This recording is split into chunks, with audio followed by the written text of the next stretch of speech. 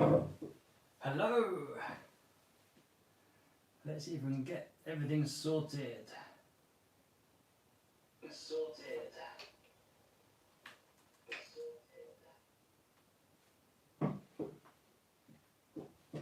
Okay, hello everyone, welcome to the build of my new RC-Factory Crack Yak Mini.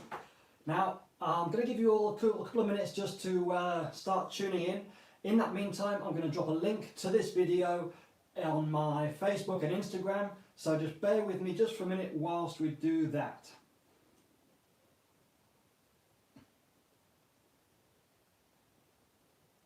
Just want to get everyone tuned in and we'll get building in no time at all.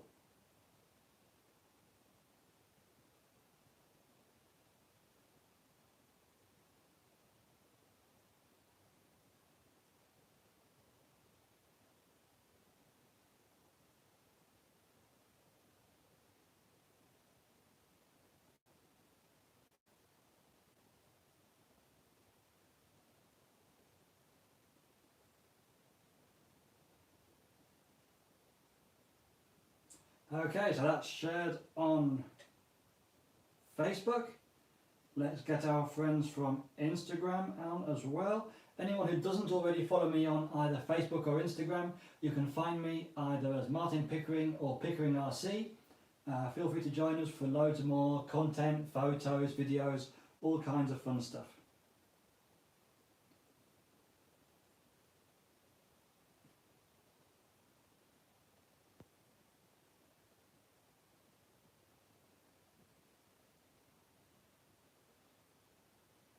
Let's just get this uploaded onto Instagram and we'll start to get building.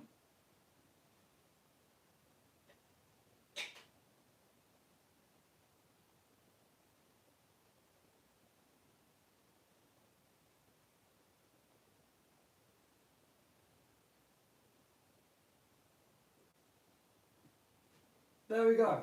Okay, we've got a few people on the chat already. Hello, Standard Grill, Aeromaster, Sir Tonic. From Torrevieja, you here close to me? Hello, hello, Stuart, Carlos, Crunchy. Yes, we are live. Hello, my lovely Raquel. Stuart saying hello to Raquel as well. Hello, everyone. So, let's get this build going. So, it's going to be for the RC-Factory Crack Yak Mini.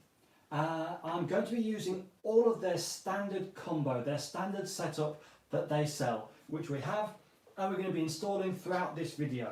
Actually, just give me one more sec. I'm actually going to tag them in, and that way we can have all the RC Factory guys watching this as well.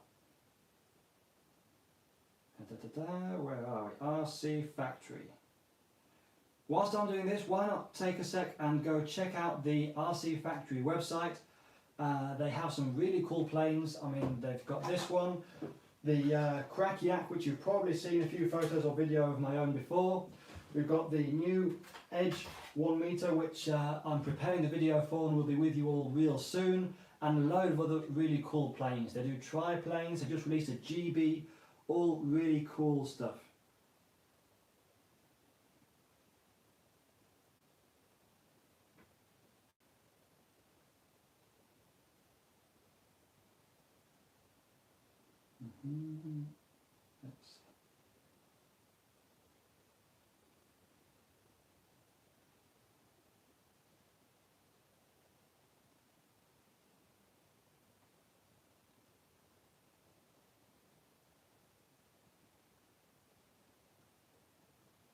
There we are. 1, 2, 3.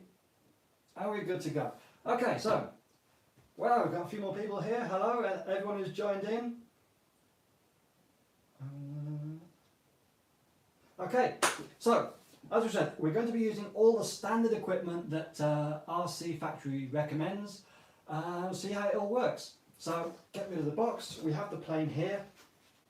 Now, the first step with any RC Factory model is that all the hinges need to be left for at least 1 hour, or ideally overnight, in a folded over manner. That just allows them to be a little bit softer and less resistant for the servos. After all, we are going to be using some very, very small servos in this one.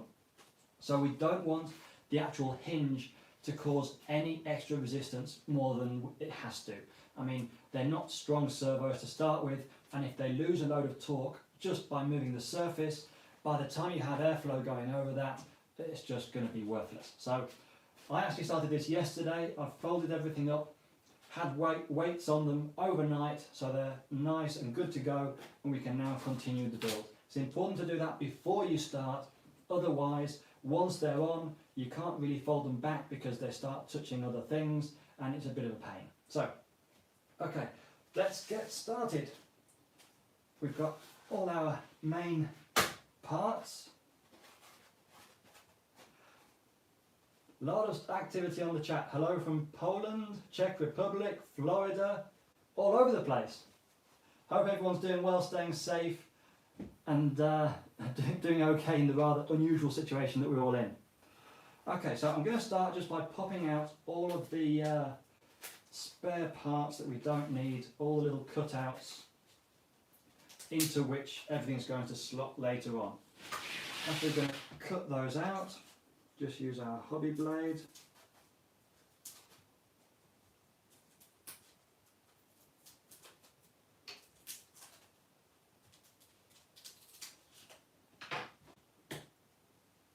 Hello from India as well, TJ's RC Garage. Okay, this is probably my most hated part of a build, when you're just getting stuff ready. Now, I've actually spent the last probably half hour or so trying to make sure that I've got all my tools at hand so we can get this build done as smoothly, easily and quickly as possible. But you'll have to bear with me if I did forget anything just while I go grab stuff. Okay, so the first thing that we want to do is actually have the manual open, which is always a good recommendation. Now, I'm not one for following manuals myself too much. I'll put my hand up to that one. However, when it comes to foamies and things like this, because they do come with a specific quantity of carbon rods and accessories, sometimes these don't go quite in the same usual places that you expect. So it's always good to have a look through the manual, understand what goes where, so that you're not missing any carbon rods or any parts when you get later down the line. Hello from Switzerland, Colombia, all over the place. What's the best way to repair the hinge if they ever break? That's a very good question, and it's something that happens to pretty much all of us. The best solution, if you can, is to actually use contact adhesive. It's flexible, it's very strong, but many times people use it as glue as opposed to contact adhesive. Contact adhesive, you glue it on one side, glue the other side, leave it for 5 or 10 minutes for that glue to dry pretty much, and then get them in contact with each other. That's the best way for contact adhesive to work. It remains flexible and it remains strong. Alternatively, you can also use cyano. These RC-Factory planes are made in such a way that they're from foam that you can use cyano without any kind of issue with its normal activator. It doesn't need to be foam safe. However, if it's kind of the front part or the back part of the hinge, you can use cyano. If it's right on the pivoting point, I would always recommend using that contact adhesive, because otherwise it can get rather rigid, crunchy, and again, we're removing power from the servo, which is something that we want to avoid at all cost. What's your best beginner plane? They actually have one of these that's for beginners. It's a kind of mid-wing, high wing, which flies really well. Just keep it on nice low rates. Hello little Davey, 4 years old, great RC pilot. Send me a video. We're actually going to be making another challenge soon. The reason being, I still keep receiving video submissions to my previous quarantine challenge. Now, if you haven't seen that, go back and check it out. It's a couple of videos back, and I challenged everyone to make a video showing your flying skills from the safety of your home. It has to be from your home, from your garden, somewhere that you're safe. Send me a video, and in a couple of weeks we'll be uploading another video showing all of your flights with my own comments behind it. Okay, let's get on with the build. We're talking maybe a little bit too much, but it's good to have you all here. Now, we're going to actually start by gluing the main parts together as indicated by the manual. Now, a way to avoid having everything stick to the table is actually just with cling film. So I'm just going to put a little bit of cling film onto my cutting mat so that the glue doesn't stick to my mat and neither does my plane.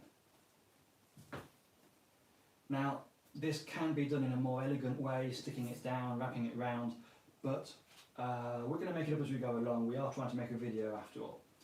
So first step, we're going to start simply by gluing the wing to the plane. So we want to make sure we've got the right way up, not upside down. Got some Spanish friends asking silly questions. Pableras, esto corre mucho para ti. Emilio, el que está en España y quiera un avión de estos, tenemos en el grupo a Emilio de PickeringRC, que tiene un montón de aviones de estos y si no lo tiene te lo trae. Este concretamente viene desde PickeringRC.com y nada, vamos al lío.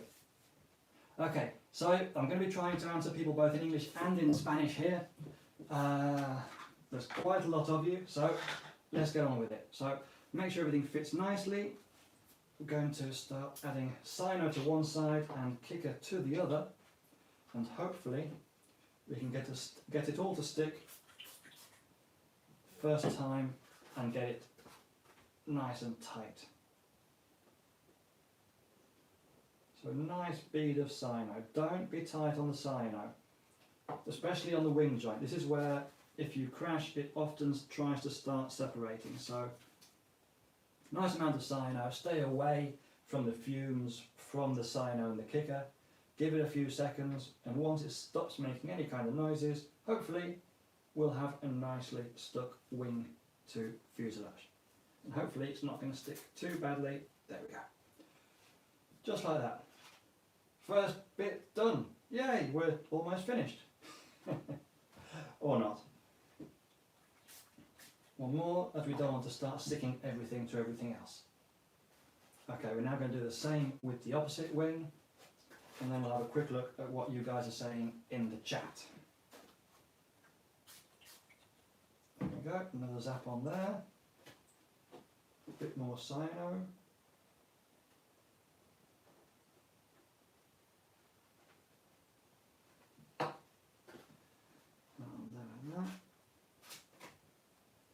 Again, stay away from the fumes. The fumes from sino are both horrible and really not healthy, so it's good to definitely stay away from them. Ideally, you also want to use epoxy or any other kind of glue when you're not in a rush. Unfortunately though, these kind of planes do need sino to kind of stay together, so just give that a whack, make sure there's no excess sino anywhere. And that is our wings ready to go. Now then, I'm going to try and follow the manual more than I usually would here. So the next step is gluing some carbon rods together. Okay, so a quick look at the chat. How was everyone doing? Which brand is the purple plane behind me? Asks Carlos. This one's actually also an RC-Factory. It's the same company as both of these. And this one that we're building, it's an RC-Factory. It's 1 meter or just over 1 meter, I think. It flies really well. Just waiting to be able to have some better weather and get some video for you guys. We're going to be using this both for the video of the actual plane itself, and I'm also going to be making a video real soon on the Powerbox iGyro Sat. So 3-axis gyro, and I'm going to be installing it into this plane so I can show you all real easy how it works without it being in a large cumbersome model to start showing how the gyro reacts. What else we got? Stephen Walker, just back from flying, ready for the build. Flying? That's not fair. I haven't been flying for a couple of months now. We're locked in the house. Okay, Spanish one here. Emilio, ¿qué servo le vamos a colocar? Pues le vamos a colocar los que han mandado los amigos de RC-Factory. Es el combo que recomiendan ellos, que te venden ellos. Entonces todos los componentes van a ser los de RC-Factory. En este caso los servos que vienen con el combo son unos servos ITEC, los más pequeños de la gama, si no me equivoco, que son los HS40. Are the MKS servos worth it for indoors? That depends on your own sort of appreciation of speed and servos and quality. Personally, I mean, they don't do really small servos, so this is kind of the smallest plane that you can go with without it being really heavy. However, I do think that MKS and good brand servos are worth it in an indoor or park flyer, simply because they are quicker, they're a lot quicker. They also actually have the torque they're supposed to have, and they don't fail. So in that sense, yes, they're more expensive, but yes, I do think it's worth it if you're at a level where you can appreciate the difference in speed that the servos can provide. Let's see, Matthew going, metal gear, plastic gear servos. These ones are all plastic, these are tiny, these are something like 4 gram servos, so the only thing metal in here is the actual motor. Is the S-Batch 342 a good flying plane? Made in a 50cc plane this Saturday. Yes, 50cc plane is always good, and the S-Batch is a really fun, docile, but highly aerobatic model. It's not as aerobatic as the extras or the slicks or the lasers, but it's also really good. It's one of those planes that I always feel like I have been reunited with an old friend every time I fly it. We've got Dom from Essential RC. Hi Dom, thanks for tuning in. Anyone who hasn't already subscribed to his channel, if you love RC airplanes, you need to go check it out. It's Essential RC. But don't check it out now, check it out once we finish this build. Anyway, let's get back to building. We're talking way too much again. So on this one, it seems that depending on which plane you get, you may get a single carbon rod, which is 6mm or 5mm wide. On this occasion, we get 2, which are 3mm wide, which we have to glue together, which kind of sucks, but using our little trick for not sticking to the table, it shouldn't be too bad, he said, hopefully. So, sticking them down, trying to get them both together. Oh yeah, anyone who does do this, make sure to either ask the wife, girlfriend or mother first before stealing the cling film, and definitely make sure to throw it away once you've finished. Don't roll it back up and have it on your next chicken. Okay, that seems to be working.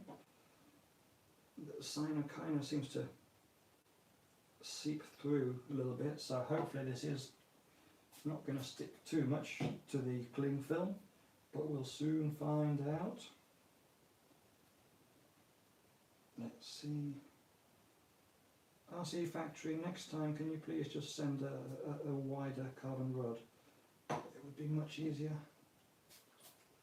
Oh, fumes, hate fumes. You can always use the bottom of the cyano tub to actually squeegee out excess cyano. That always works well, and it prevents you getting your fingers all over it as well.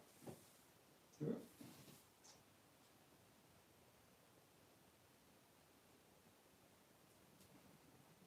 can use that to keep it in place whilst we kick it. Stay away from the fumes. For some reason, I mean, I'm guessing it's probably the same reason why cyano doesn't stick to the inside of the tub, but it doesn't stick to the bottom of the tub too badly when you're using it like that, so that's also a nice trick. Okay, moment of truth. Does the carbon stick to it? No, it's coming off quite nicely. See, how good a trick is that with the cling film, eh? Again, I'm going to go through so much kicker here, but I just don't want to get anything stuck to anything I don't want it to. So that is done. Bear with me a second, I'm just going to get a cloth just to dry that all down. About the chat, the Essential RC, stop talking, get building. Very true. Theo, welcome to the chat. Sean, using thin, medium or thick cyano. I'm going to be using thin cyano for absolutely everything. If I want medium or thick cyano, I'll be kicking it first. Okay, just dry this off. After all, we're going to be sticking this in the wing with more cyano, so I don't want it to be kicking the cyano before I want it to. There we go. Okay, so next step. Now we have our double carbon rod.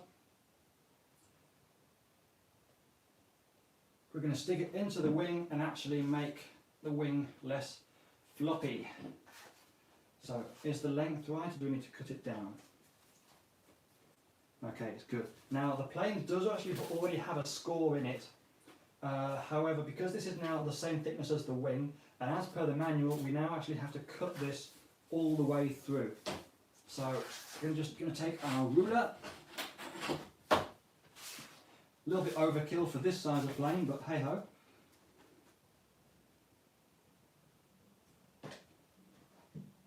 And we're just going to cut all the way through, carefully, making sure not to tear. Because we want to cut, we don't want to pull. If we pull, it's going to make a mess of the other side of the wing, which is actually the top side, which is the one that we really don't want to make a mess of. I'm actually going to use my other blade, which is a bit sharper. I always have two blades, one that has a new blade on it, and one that I use for anything else, so scratching or going through hard materials. There we go. So we now have a slit in the wing. Now, again, we're going to bring our cling film in. We don't want it sticking to anything other than what we want it to.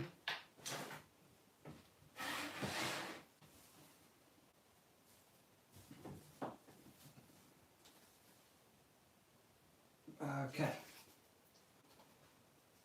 Now then, because I want the top surface to be the neatest of the two, I'm going to start with the model upside down, because the carbon rod is going to push through all the way until the table. So that goes onto there. This is hopefully going to fit in nicely.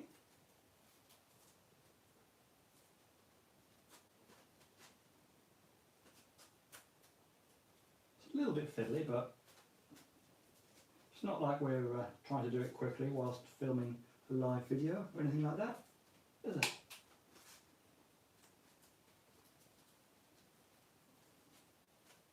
Okay, now here we need to start gluing slowly. We don't want to try and glue too quickly, because we want to keep everything nice and flat whilst we're doing it nice and straight. So just little by little, we're going to start just by tacking, just first on one end, and then just do a few dabs as we go along. Once we're finished, I'll then run down a full bead of cyano down both edges and both sides. Whilst I'm doing this, have a quick check at the chat. How are we all doing? Audio is very low, audio is fine, audio is perfect. Eduardo, turn your volume up. After COVID is under wraps, we're going to meet again in India, or maybe I'll come to Spain. Awesome. Hopefully we can do both of those. Hopefully I can get back out to India and you can get out to Spain. Would be cool. Just hopefully all the whole situation with COVID gets resolved sooner rather than later without any more issues. Hope everyone's doing well. Hope everyone you know is all doing well as well. What are the benefits of having the power box instead of standard regulator and receiver setup? That's seems like a very simple question, but it has many answers because there are many benefits. First of all, you have double batteries, so if you have an issue with one battery, you don't lose the plane. You have double regulators, so if you have a single regulator malfunction, you continue to fly without noticing the difference until you land and see the screen. You have two receivers, so if one receiver goes into lockout, you continue to have a full control over the model. You have complete redundancy in the circuit. That if you look at the power box when it's open, you'll actually see that the left side and the right side are both identical. That's because there are actually two power boxes inside each power box. basically meaning that one can actually have an entire catastrophic failure and the other half will continue doing all the work and you won't even tell whilst flying that there's an issue with the power box. Not that catastrophic failures are ever really something that you have with a power box, obviously they are of course world leaders in that. You then also have all the extra features which you simply don't get out of most receivers or RC systems. I mean, you have servo matching, you have gear door sequences, you have the option to control the center and end points of each servo individually depending on which power box you have. If you go with a Royal, you can have some servos outputted at 5.9 with others outputted at 5.9 and 7.4.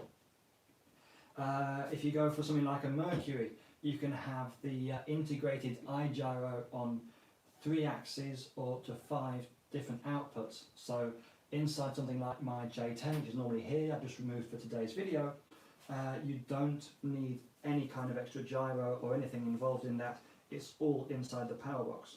So yeah, there's quite a lot of advantages to using a power box versus just using a receiver and a basic regulator. What else we got? Have you built any autonomous aircraft? We built one. That was a fun one actually. We had a guy who wanted to build a fleet of 4-meter decathlons. He wanted to measure the emissions from factories, so it had to carry quite a lot of electronics inside to the tune of about 20 kilos, and it had to fly for a couple of hours as it had to fly autonomously doing a circuit around the factory at different heights and different distances. So that was an interesting one because we actually filled it. Normally it would run with a 100cc engine.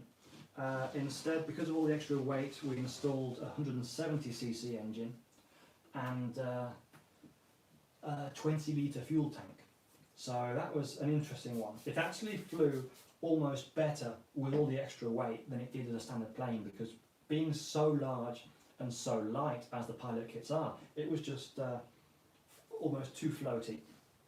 As soon as we put all the extra weight in though, it changed big time. Okay, so that's our wings sorted. What's our next step?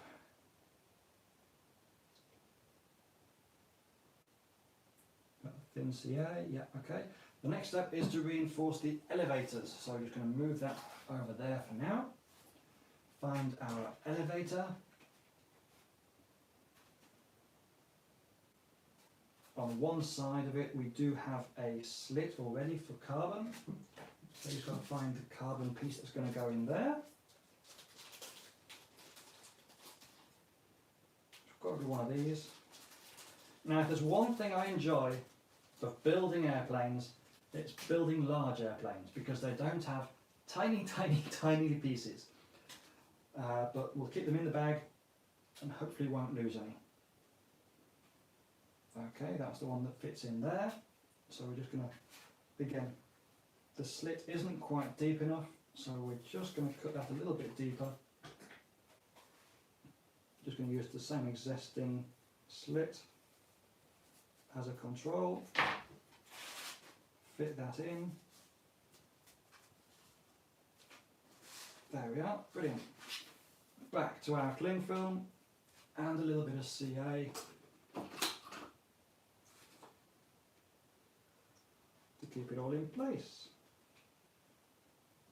Again, use the bottom of the tub, make sure everything's flat and in place. Do that again whilst we're kicking it, as we definitely want to keep our elevator as flat and level as possible. The straighter plane we can build, the better it's going to fly once we get there. Okay, one elevator, done. Next step, what else we got? Joining the elevator to the fuselage.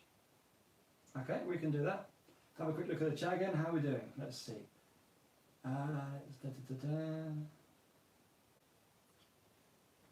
Which transmitter would you recommend as a 16-year-old with 12 channels. Go Futaba, it won't fail you. What do you think about the new GB from RC-Factory from Roman? That thing looks absolutely brilliant. I haven't yet ordered one, but I think that in Acco RC, Emilio's next order, we're going to have to include one of those because it looks so much fun. It flies like a 3D plane but looks like a GB, so everyone loves a GB. Good day from South Africa from Franco. Hello. How long did it take you to build the red and black jet and the jet behind you? This one, I actually painted it myself, so it took a little bit longer than normal. It took me about a month to paint it and then probably about another month to build it. Can be done a lot quicker, just like most things, when you're not talking halfway through the video. Anyway, let's get on with building before we get too distracted. Now, this only fits on one way because it does have a little notch in it. We're just going to take out that piece, which is where our vertical fuselage will sit later on.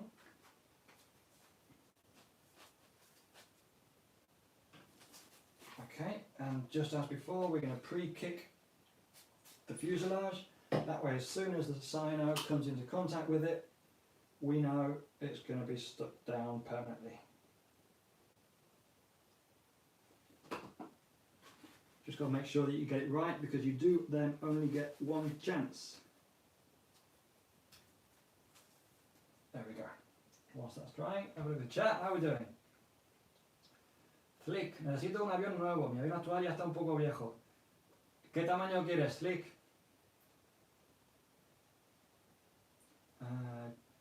Plains Archery. Just woke up 8:27 AM here.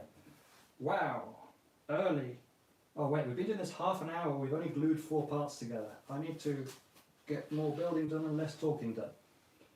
The reason I asked, because I'm getting extra hundreds in it. I want to get the right stuff for it. Rick Nando, I would definitely say for 100cc plane, you definitely want to go with a power box competition, or if you want any of the gyro features, go with the power box Mercury. Anyone who wants to buy anything from Powerbox, check out my website, PickeringRC.com. There you go, blatant plug. RC Inform, you love the Leo. Thank you. It's a great plane, flies well. Have you flown the orange plane behind me? What's it called? Yes, that one is the Ultimatum. Sorry guys, I'm running a little bit behind on the chat here. You guys are going nuts. Good to see you all enjoying it. Which RC Factory plane would I recommend for a beginner? Now, I don't know the name of it. However, they have one that's called something like that. It's something like beginner or trainer or early plane or something like that. It's a high wing plane, quite docile, but flies really well. Go check it out on their website, RC Factory. Hi Martin, I'm in South Africa. Please give me a shout out. Okay, hello RC Informer. Would be better if you gave me your name though. Could be a better shout out for you. Taran, my friend from India. My core is coming in a few weeks or months. I'll call you for some help. Great to see that you got it on the way, bro. Okay, so now we have all of our flat parts sorted. Time to get some servos installed. Now, as we said earlier on, we're going to be using all of the stock recommended combo that RC Factory sells. Now in this case, we're going to be installing their servos, which for this particular plane are the high-tech HS40s, which are very small, very light, and I really hope that they'll put up to me bashing around with them. We'll soon find out, won't we? Anyway, so first servo to install is the one that fits there, which is either for elevator or rudder, not quite sure which. So we're going to place the plane upside down. Again, always using our cling film. We don't want to get anything stuck to the table, especially if it's your dining table. I need to take off the servo horn. Being very careful both not to lose the small parts, but also never ever move the servo horn on a mini servo. The gears are all so small that it has a high chance of you breaking a gear if you do it manually, so never ever do that. So we're going to actually get this in straight off without a servo horn according to the manual, which is a little bit unusual. But okay. These guys have been building foamies for a long time, so I'll just follow the instructions. So just going to be installing the servo as is.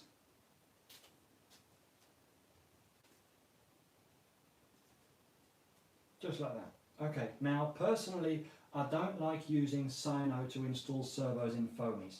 I much prefer using hot glue. Now I do try to keep foamies light because they normally fly better. However, servos are something that I often have issues with. I have too much fun and then they tend to break. So I like them to be installed with hot glue, which is a little bit easier to remove. Not to mention that cyano, depending on what kind of servo it is, i.e. how good or how cheap, I have actually seen cyano run through into the servo before, completely clogging up all the gears, which you really, really don't want. When you finish your plane, you're ready to go, and then you try it on and then nothing happens with one of the servos because it's all bound up. Anyway, what will be the next step? Okay, so it's next saying about the vertical fuselage. So we'll do that whilst that glue gun is heating up. Let's have a look at the fuselage. We've got the top half, we've got the bottom half, and we've got the canopy. So it seems that the first step is to actually glue the canopy on, so we can do that, that's easy.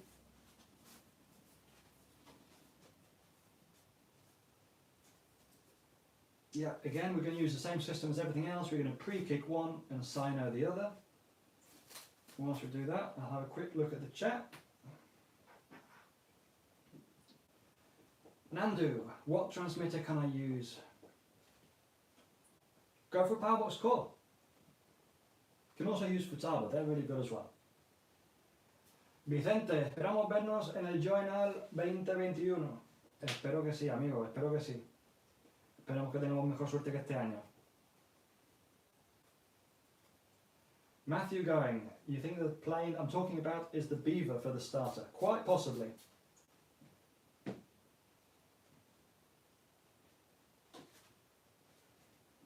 Make sure we get this on the right way around. I don't want to get distracted by talking to all you guys and then glue stuff on the back to front. That would not be good. As we said, when you want to pre-kick something and you then use the cyano, you get just one chance. So you want to get it right. Like that. And we'll stay away from the fumes. Emilio de PickeringRC, ¿cómo va eso? Bien, amigo, bien. De momento no te tengo que pedir otro kit, de momento va bien. Estos son fáciles de montar. Nandu, doesn't foam melt with hot glue? No. This type of foam doesn't melt with cyano, and unless you get the glue gun stupidly hot, it doesn't melt it with that either. So you can use pretty much any kind of glue on here that you want without any kinds of issues. Andy, you've been scratch building an RC and free flight aircraft for longer than you want to remember, but you never get around to flying them. Is it possible to teach yourself, and what kit would you use? Free flight aircraft I have no idea about. Everything that I use is RC. However, if you want to get into RC, as we said a moment ago, one of the best ones to probably just have some fun with that doesn't cost much at all is the RC-Factory high wing trainer kind of plane. It still does loads of manoeuvres. We think it's called the Beaver. Esperamos vernos en el Bello Taller 2020. Pues 2020 no sé, pero 2021 esperamos estar ahí. Have a look at the manual. Okay, so we've already got all the pieces cut out. Everything should fit together nicely over here. Yeah. Now, time to glue stuff to the bottom of the plane. Okay. So we've got the bottom of the plane. We've got our servo installed but not glued in yet. Need the bottom side, and everything should just line up. Normally RC factory kits are really good for that. They just line up, slot in, and they're normally really straight, really strong, and just easy to get going as we want. Yep, everything fits. Time for some cyano. More cyano.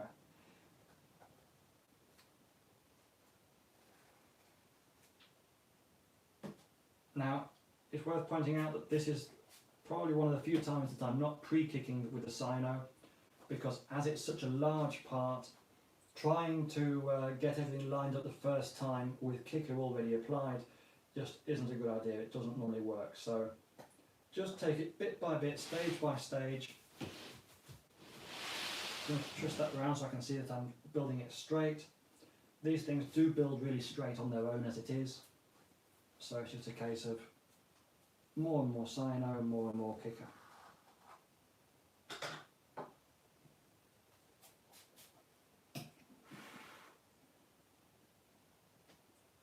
What are you guys saying in the chat? How are we doing? What do you think about Rami's RC new A350? I think Rami is doing some really cool stuff on his channel. He's one of the few guys that is really showing the world about RC airliners, and I think it's really cool quite how he does it. He designs the airliners on a computer, prints out 3D parts, basically as if that was the final kit, and then uses those to make molds. So yeah, I have big respect for everything that Rami is doing. Also really cool guy. So anyone who hasn't seen that, but if you like Airbuses and Boeings, go to Rami RC. He has some really cool content showing mainly the building of his own versions of those in pretty decent scales as well, quite large. How do I buy a Pilot RC plane? Doesn't give an option on their website to buy the planes. That's correct, Ricardo. The pilotrc.com website does not allow you to purchase planes. It's an informative website. You need to go to the dealers section and locate the dealer for your particular country. They will be the ones that can give you prices, deliveries, dates, colour schemes, etc. That's it. This is starting to look like a plane. We've even got one servo installed. That glue gun might be just about warm enough now as well, so just see if that is the case. And we'll just dab a glue on there. No, not quite yet. Okay, do that in a minute. What else we got on the channel whilst that's warming up? Lots of love from India. You're an amazing 3D pilot. Thank you, Yash Gouldi. Right back at you, bro.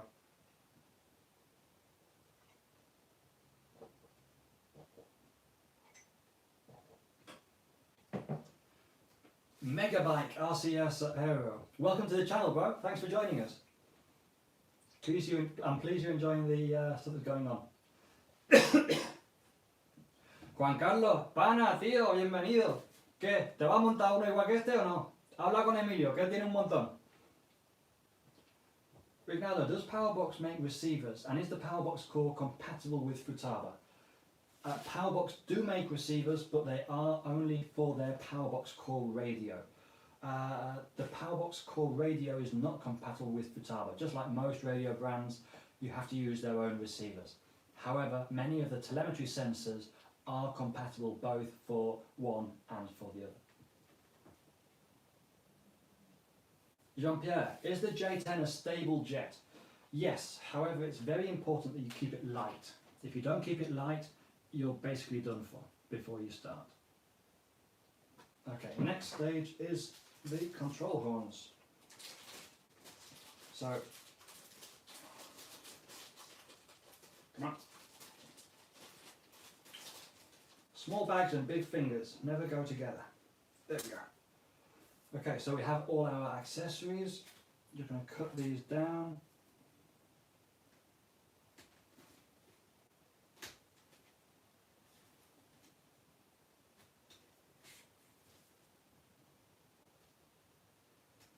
Answer a few questions whilst we're doing this. So, Martin, thoughts on the Flex Innovations 120cc Mamba? Now I actually flew one of those out when I was in India. I was surprised at how precisely it flew. It flies very much like a kind of pattern plane. However, there was one thing I wasn't keen on about it, and I can't quite think what it was at the moment. I think it was the elevator.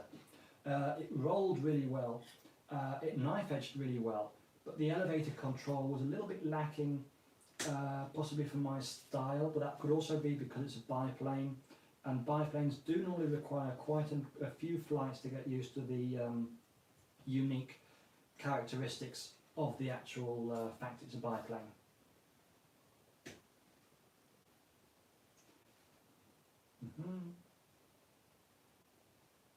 Let's see. What about the Dubai flying site? That is a fun place. I've been fortunate enough to fly at the Dubai flying field. I believe now 3 times, and I've always had an absolute blast there. We have very good friends. We have especially Mustafa and Bashar from the model shop Gonzo Hobbies, who are actually located at the actual flying field. Last year, December, we were with him and the guys from SAB. We had an absolute blast. It's always fun to fly there. And they have some nice planes, and they have some really crazy moments of flying, which are really fun as well. Please do more live videos of builds in the future. Okay, Stuart, I'll try and do that. Hello from Florida. Hello, Model Airplane Nut. Leave us a name, dude. Straw to say hello to Model Airplane Nut. It's hey, whatever floats your boat. Okay, let's see, what else we got? Did you hear about the cooperation between Multiplex and Powerbox? What do you think? Yes, Multiplex have basically quit the radio division. They've wanted to simply dedicate themselves to other things. So from now on, the kits that are produced by Multiplex are basically they're going to be produced by Powerbox. It just means that everything is now going to be compatible as well. You can actually use Multiplex receivers on basically a Powerbox core. So the more compatibility we have, well, it can only be good, because it means, I mean, one of the things that always puts people off from going to a new radio system is the fact that we have loads of receivers already for the old one. Now, if you can swap over to a Powerbox core, but don't have to change all of your receivers, well, that's a win-win. Let's see. Can you make a video showing all your RC stuff? I think that would be quite a long video. It would be fun, but we'll bear it in mind. El otro día fui con mi padre y un amigo de mi padre, mientras que estabas volando tú con el J10. Mi padre es impresionante como una persona se puede dedicar a dormir. Pues sí, Mario, pues sí. Yo ahí dándolo todo con el J10 y tu padre durmiéndose. Muy mal. Okay, let's just get a few dobs of hot glue on that servo. I'm not going to glue it in too permanently. I'm just going to use a couple of dabs here and there, which are going to be enough to keep it in place more than amply. I mean, it's not a super high power servo. Just unplug that again. So a couple of dabs will be fine, and it's also equally easy to remove it in the future if that servo did have any kind of issues, which hopefully it won't. And yeah, that was left on a bit too long, so it's now a little bit hot, so it's going to take a second to dry. So I'm just holding that in place. How do I get the English version of my website? If that's my martinpickering.com website, inside the menu you have an English flag. If it's the PickeringRC.com website, unfortunately, that's currently only in Spanish, as it's my web shop intended mainly for Spain. Nandu, what is in my Leonardo jet? I'm running a JetCat P220 RXI, much like, no, sorry, that one's a 140. So yeah, a JetCat P220 RXI, which provides crazy power. It seems a lot more powerful than most other 220 brands out there. I'm running MKS servos throughout, a mixture of, I believe they're HV9910s on the flying surfaces, which are about 26 kilos and very quick, and HV777 pluses on the flaps and nose wheel, where just adding a little bit extra power at about 40 kilos. Also, of course, Mercury power box, Opti-Power batteries, and Electron Retract landing gear. Basically, all the best equipment out there. Okay, we've got the chat seems to be going a little bit crazy. So let's see. Crunchy, did I talk with Tariq Al Sadi when we were in Dubai? Unfortunately, not. This year he couldn't make it.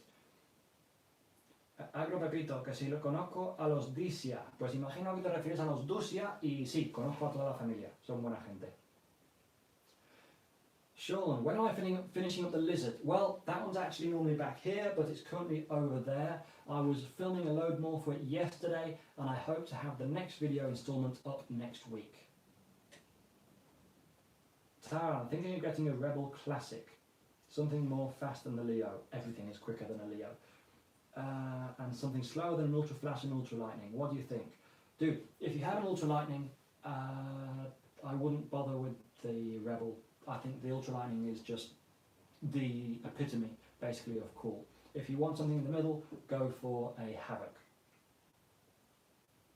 Can I make a video purely based on answering some of your questions? Yeah, probably we can do that. That's kind of what we're doing now, and we're getting off track. Let's get back to building. Come on, guys. We're getting off track, and this is going to be a very long video otherwise. We'll be going 50 minutes, and we've glued together. We're not doing too bad about it. We've got the bottom half of a plane. It looks like something. So we've got the horns installed. What have we got next? Next steps are for the landing gear. Well, we'll do the landing gear a little bit later on. I like to do the landing gear after we've got most of the plane finished, as it just means that it's easy to move about, and if you put any more pressure than you need to anywhere, you're not pushing down on the carbon landing gear. So we're going to skip that part in the manual for now, and we'll come back to it a little bit later.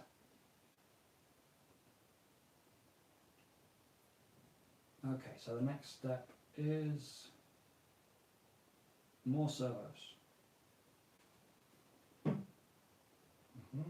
What if I do my servos here? Mariette verá vídeos en español. Si los hago, ¿será que no lo ves? Mixter, everyone hit the like button. I could not agree with you more. Agrobebito, Jay Dushat es tu primo. Me parece que ya quisieras. Remember the old 35 megs times. Back in those days you were able to use any receiver from any brand with your radio. I don't believe that is accurate at all. You had to use a Futaba receiver for a Futaba radio, and you had to use a JR receiver for a JR radio, so that is not accurate at all. Okay, so aileron servo and elevator or rudder servo that we're missing. What goes where? So, want to make sure we get things the right way around. So, this can go over here.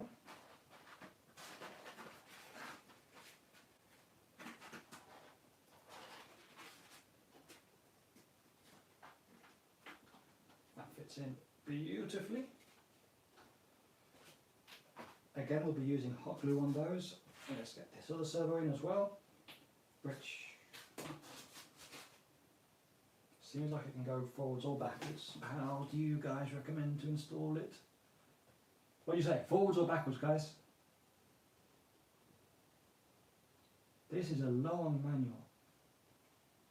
Don't you love it when you can't find the bit you want?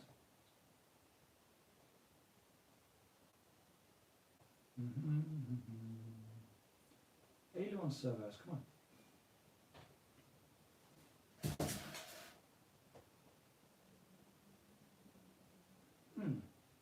Anybody know which way the aileron servo goes? Forwards or backwards?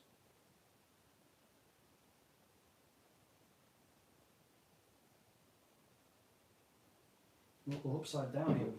Does it go upside down? Yes, it does. Okay. Shouldn't we put that in before gluing that on then? Good boy. See, should always check the manual before you start. But where's the fun in that, eh? Okay, so it goes forwards like that. Slot that through there. Okay, that looks good. Just like that. Okay. Does that mean we can get the top half on? Make it actually look like an airplane now? I think it does. We've got the servos in.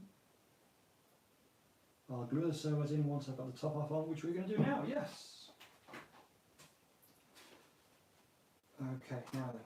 Servo wire. We want all the servo wires running down the same side. So I'm going to actually just cut a small slit here, just so I can get that one that's upside down, so we can get the wire going in the same side as all the others. That way they're all neat and handy for the receiver. We'll then just put the speed controller on the opposite side. That way the plane will be balanced laterally as well. There we are, good to go.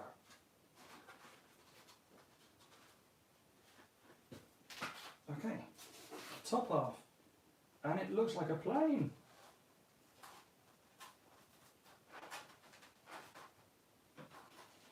What are you guys saying?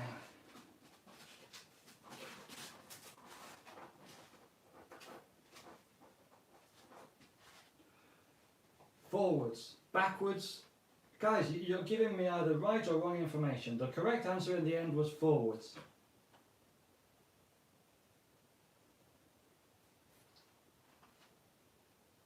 I agree, I have always been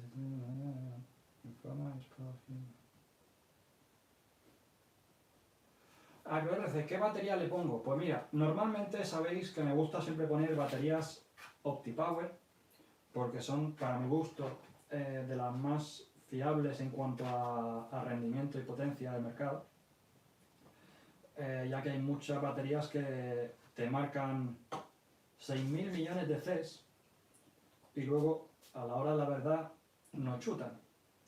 Pero en este caso, por desgracia, OptiPower no hace baterías tan pequeñas, porque este gasta baterías de 2 elementos de 250 milis, que son enanos, y Opti no tiene tan pequeñas. Entonces voy a gastar, al igual que para todo el resto del avión, los componentes que recomienda RC-Factory en su combo. Entonces la batería también es la del combo, o la recomendada. La batería no va en el combo, y son súper curiosas, parecen una tiza. Son súper alargadas, muy finas, son de Infinity AH-Tech. No sé cómo irán, pero bueno, los probaremos y ya lo veremos en el vídeo más adelante. Okay, now we want to make sure that this is completely straight again, just as before. Again, normally this never has an issue because the RC factory planes always slot in nicely and come out nice and straight, but it's just good to double check. After all, once it's glued, it's normally glued forever, so just take your time and do it right.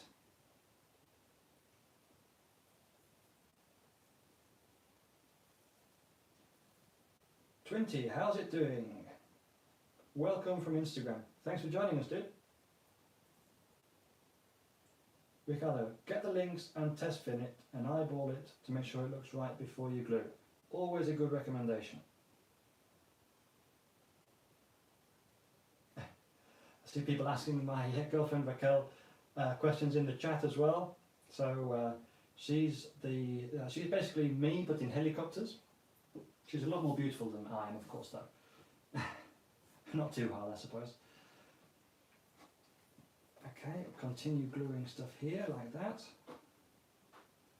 Everything's looking nice and straight. We want to make sure that everything's tight as well. Sometimes when you glue stuff in, it tends to sort of pull pull parts. How shall I explain? If you lay it flat on a table and glue the bottom half, it will often pull the horizontal fuselage upwards at the tips. So we want to make sure that when we glue the top half on, it's pulling it back into shape. So just make sure that you hold it whilst the glue is drying, setting after the activator. What have we got? Mariette, sí, gasto la batería, los conectores normales pequeños y incluso que es el mismo que el de Futaba, pero cortándole la tercera pata. Son los JST, son muy cómodos, pero solo valen para eléctricos pequeños.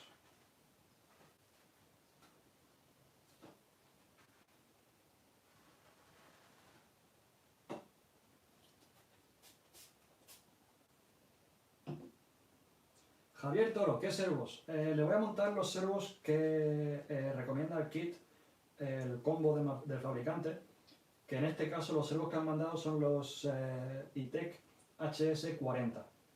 Según qué avión de RC-Factory compres, cada uno tiene su combo y cada uno tiene un servo que es el que trae ese combo. En este caso son estos, en otros pues serán más grandes o más pequeños según el avión a montar.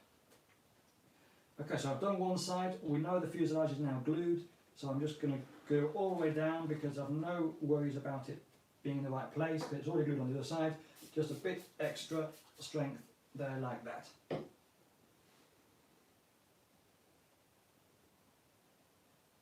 Raquel, Martin's going to be angry if we talk helicopters. No, I mean, helicopters, I suppose nobody's perfect, right?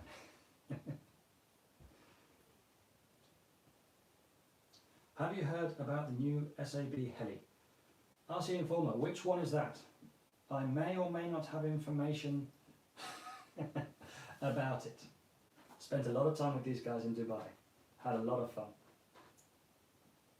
There we go. We have one very nice straight plane. Look straight to you guys. Looking good. That's it. Okay, so we have something that now resembles an airplane. I think we can now basically get rid of the cling film. Just put that over there for now, as that's mostly all of the big components all glued together. So we've got the top half done. Time to do the rudder. Okay, so the rudder is just going to stick on the back here. Again, just make sure everything fits.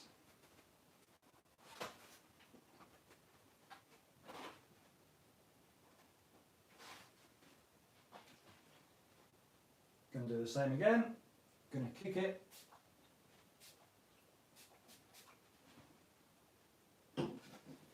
Add some cyano.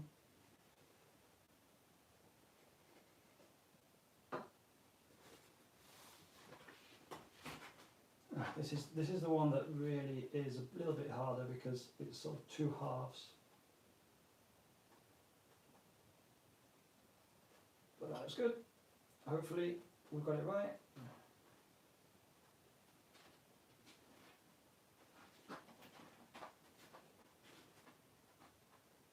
There we go, one nicely stuck rudder. Okay, now it really does look like an airplane. Next step. Okay, the next step seems to be to add the sort of tail skid. However, again, just like the main landing gear, I'm going to install that at the end, as I don't want to be crushing it now whilst still overly manipulating the model. Plane looks nice. Thank you, RC Informer. What's happening? Everyone's gone quiet. We've got a lot of people watching and nobody talking. Mario, ¿cuántos aviones tengo en total? No sé la respuesta, pero la respuesta real a eso es nunca suficientes. Which size plane needs a power box? That's actually a good question. What size plane needs a power box? I would say that any kind of jet needs a power box, and for aerobatics, personally, I always install the power box anything from a 50cc upwards. The reason being, I actually had many years ago an extra, which even then, when the servos were not as powerful as they are now, it actually basically reset the receiver in flight due to overconsumption, meaning that I had a rather interesting landing with no input from myself, which meant, well, you can imagine how the plane ended up. So from that point on, personally, anything that's 50cc or larger will be getting a power box, be it a small one, such as an Evolution, or as you get bigger, using the larger power boxes. What batteries do I recommend for 8 MKS high voltage servos? I'm guessing that 8 servos, that means you're running about 100cc airplane. I personally run either 3500 2S, 2 packs, through a power box. That will give me easily 4 flights with about half the pack remaining, and that's hard flying, hard consumption flights.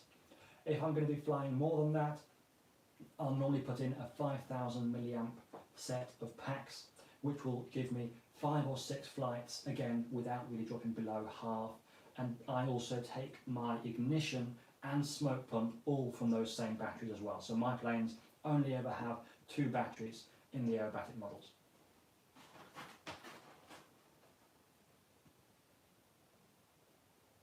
Steve Walker, do I use any of the small turbines like JetCat P20? I have flown the P20 quite a lot. However, I don't yet own one, unfortunately. However, I think it's an absolutely gem of a turbine. It's just so cool, so small, but so powerful. One of my dreams is to actually get, it's an old plane now, but it's a really fun one, and that is the Opus jet with a P20 on the top. And those things are just so quick and so fun and so indestructible. It's absolutely brilliant. So that is definitely on the bucket list.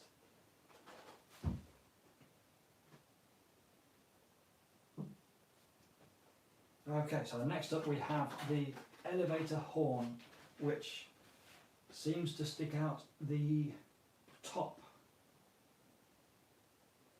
Yeah, so that's just slotting in there. Don't you just love it when things slot into place easily the first time? That's the difference between RC-Factory and a lot of other kit producers out there. They've obviously taken time to build a few of these themselves before selling them, and everything just lines up and fits as it should do. Meaning, we're building this plane, we've been going for what, just over 1 hour, and we have quite a lot of an airplane built. I would say hopefully probably in the next hour we'll have a flying plane. Okay, so that's one. Let's now do the rudder. Rudder horn is the same. Again, just going to slot into the side.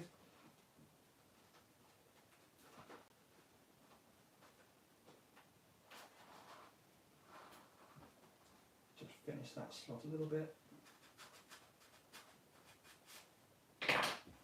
Commentator's curse.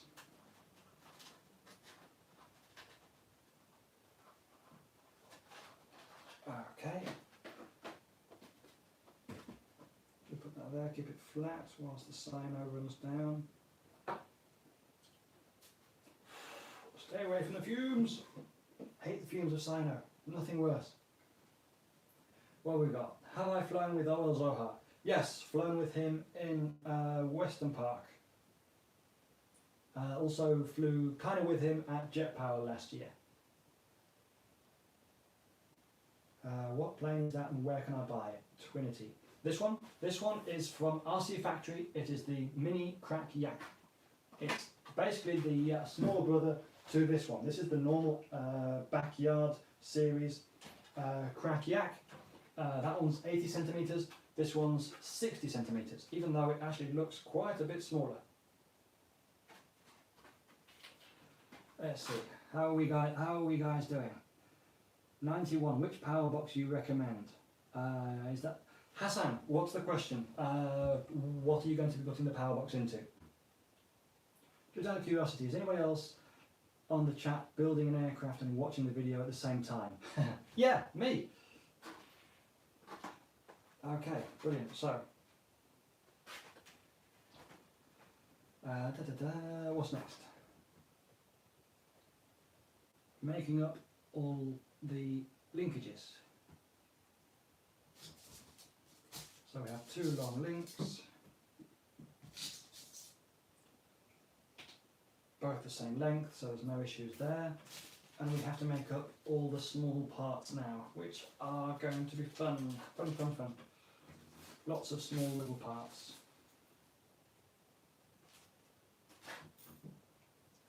So we've got these, which are going to control or guide the push rod. And these are the bits that we're wanting, which are the kind of quick links that go onto the servo arms and control horns. We've got 6 of these, so that's for every single surface and every single arm. That's not necessary. Move those over here.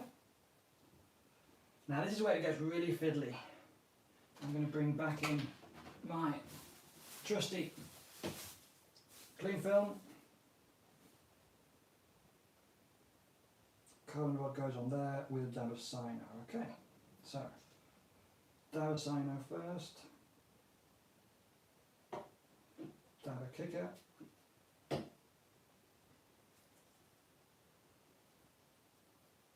slot it in, and that's one.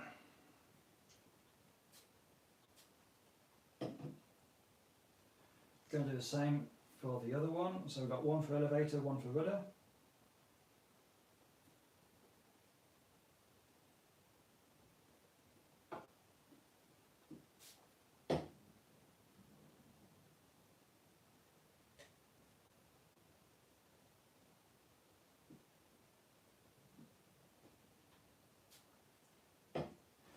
Now a little trick here is to actually wrap that in cotton as well.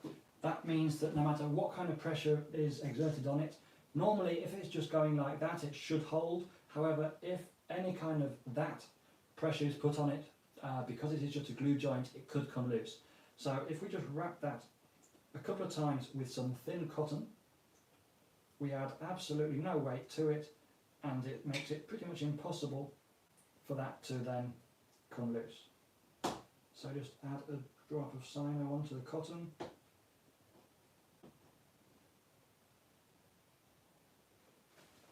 Here we are, a little bit of paper just to absorb that little bit of excess that I put on there.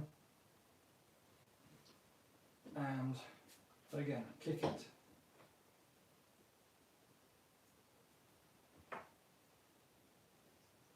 And there we have it, a nicely finished and very strong. If I can cut the thread, there we go. Very strong quick link. Do the same to the other. Have a quick look at the chat, what everyone's saying out there. Is there a video of you flying the jet at the back on YouTube? Yes, RC Informer. Take a look at my YouTube channel. You can either search for Ultimatum, which is the name of the model. There's a couple of videos on there. Or if you want to see a recent video, if I remember correctly, you can go to the video of the Cordoba Air Show, which was a video uploaded around September, October last year, and there's some really fast flying with that plane in that video.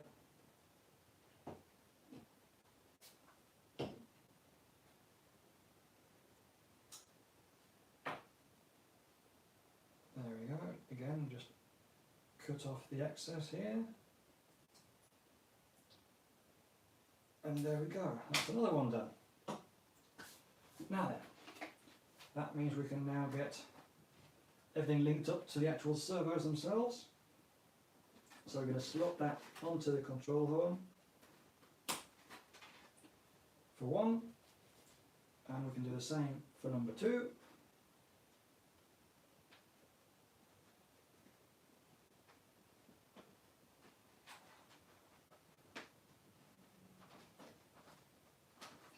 They just push through.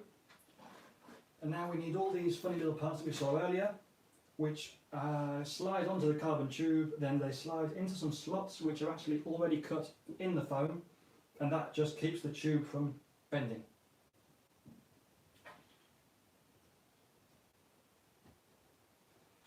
¿En qué tienda compraste estos aviones? Porque me quiero comprar uno. Yo en España lo puedes comprar en acrorc.com.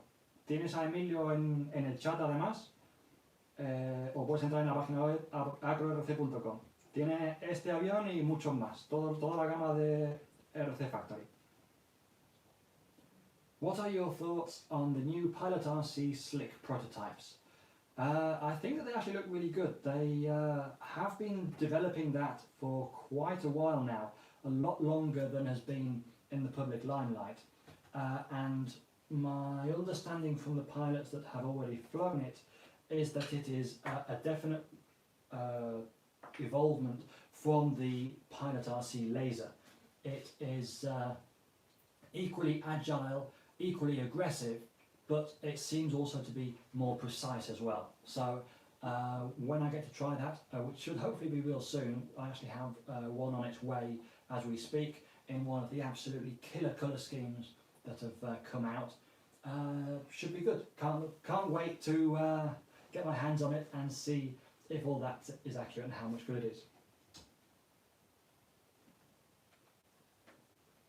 So this is 1, 2. Okay, so we need to get all of these on here, like threading a needle. Hello from San Diego. Hello from Spain, Ryan Fritz. Right back at you. What else we got there? What do you think of the Kalmata Sport? Absolutely brilliant plane. I flew them a lot back in the day. A very good, easy to fly, but aerobatic and fun plane that anyone who hasn't had one probably doesn't know what they're missing. It's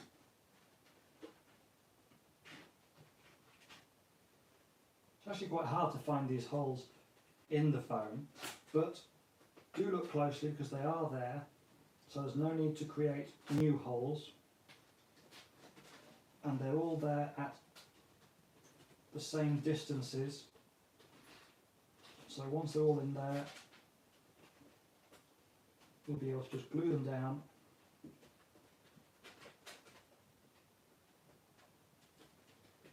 and we can have a very precise control over that surface, knowing that the push rod, despite being very thin carbon, is not going to go anywhere at all.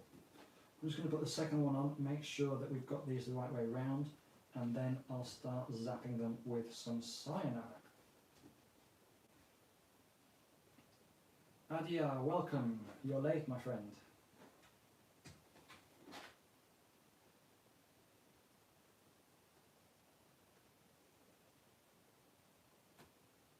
Stuart, what do I think of the extreme flight planes? Ooh, fun question. Now, a lot of you know that I fly and actually help with the Pilot RC Factory. So whatever I say is going to sound biased. In general, I think they are good planes. In general, I think they do fly well. However, I do tend to find that they have normally at least one thing unusual with pretty much all designs. Be it that the elevator has a different control authority to the rudder, or that the roll is slightly unusual or off axis. But in general they fly good. But I'm going to stick to my pilot kits, which I feel do fly better, with especially with the latest designs such as the laser and hopefully the slick that's coming real soon as well. Again, we have the problem of small pieces and big fingers, so we're going to use some thin pliers just to get everything in.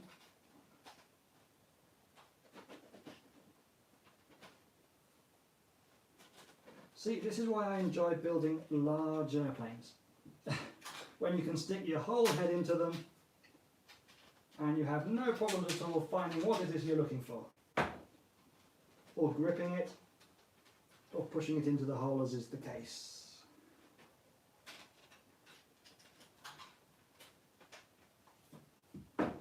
Oh, I'm fed up with this bit already. 2 more to go. What are you guys saying? Hello from Slovakia. Welcome. When are you coming to South Africa? Well, I have been in South Africa twice before. I was actually in talks to go back just as this whole coronavirus situation struck. So hopefully once this whole thing gets resolved, we will be coming back to South Africa. Have a lot of good friends there, Terry, Tangiers, and a load of other people out there who we had a lot of fun with every time we've been there, so can't wait to get back. Martin, do you still have your Sukhoi 29? No, that was a krill model. It was a krill Sukhoi, which gave me a lot of fun, a lot of pleasure from that plane, but I had to get rid of it to make space for the replacement at the time, which was the Krill Extra, with which I competed well, throughout Europe with varying degrees of success.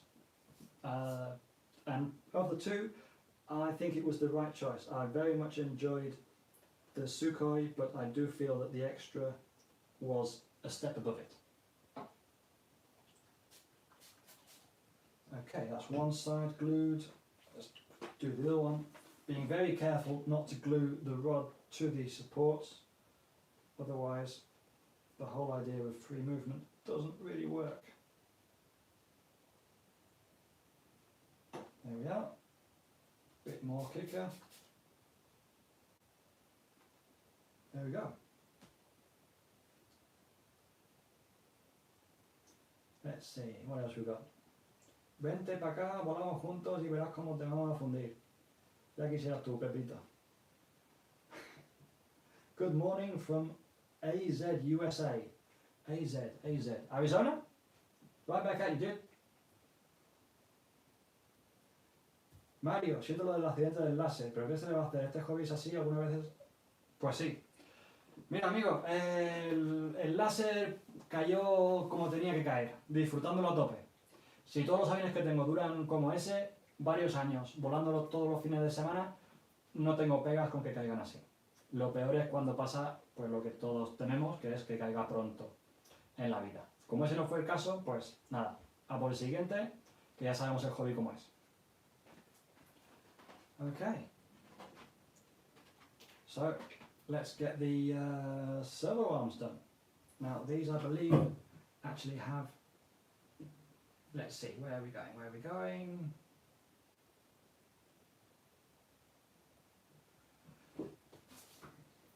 What kind of length of servo arm do we need? Now, because these servos are so small, we want to make sure that we can get absolutely every last ounce of torque out of them. So we need the servo arm which is the exact length required to get full travel but not limit the servo throw. So I'm just going to have a quick look, see quite how much the rod moves for full deflection. Just quite a bit, so we are going to need quite a long servo arm here. Fortunately, these particular servos, the ones that come with the RC-Factory combo, actually have long servo arms in the kit, which is quite unusual with small servos, but unusual but very, very handy. See, very nice long servo arm. So, as much as it hates me to do it, I'm going to have to cut this in half because we only need part of it.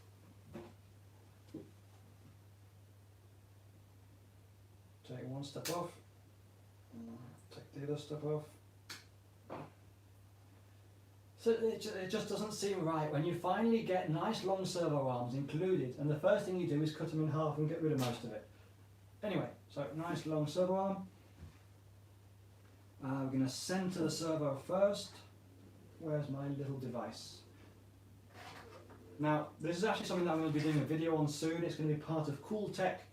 This is the setup tool by RC Light Systems. Now, this does work as a servo centerer, as a servo tester, but it also has a load of other really cool features, which I'm not going to reveal yet, but we'll have that in a new episode of Cool Tech coming in the next couple of weeks to the YouTube channel. So anyone who isn't already subscribed to the channel and is enjoying today or any of the other videos, make sure to come back and visit us soon. Now I think that these servos are not on high voltage and this doesn't regulate. Okay. So we're going to change of plan, guys.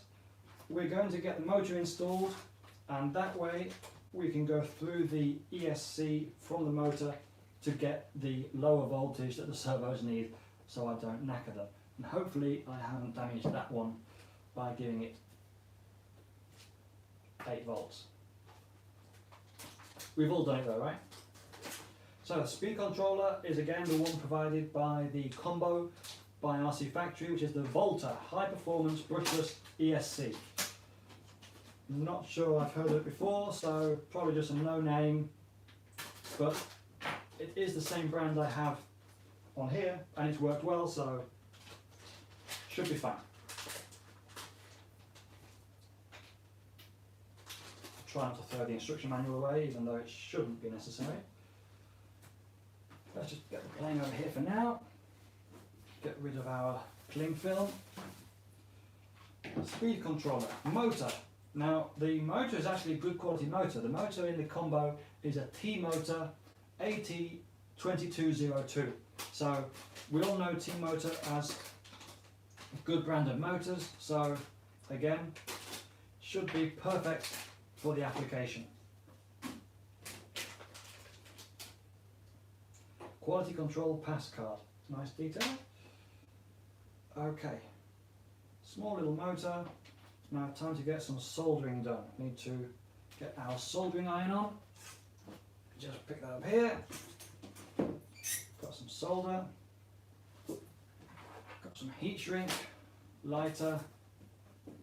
And we'll get this heated up and we'll have a look at some more of your chats. I should have really put the extension lead a little bit closer, but it's a little bit short.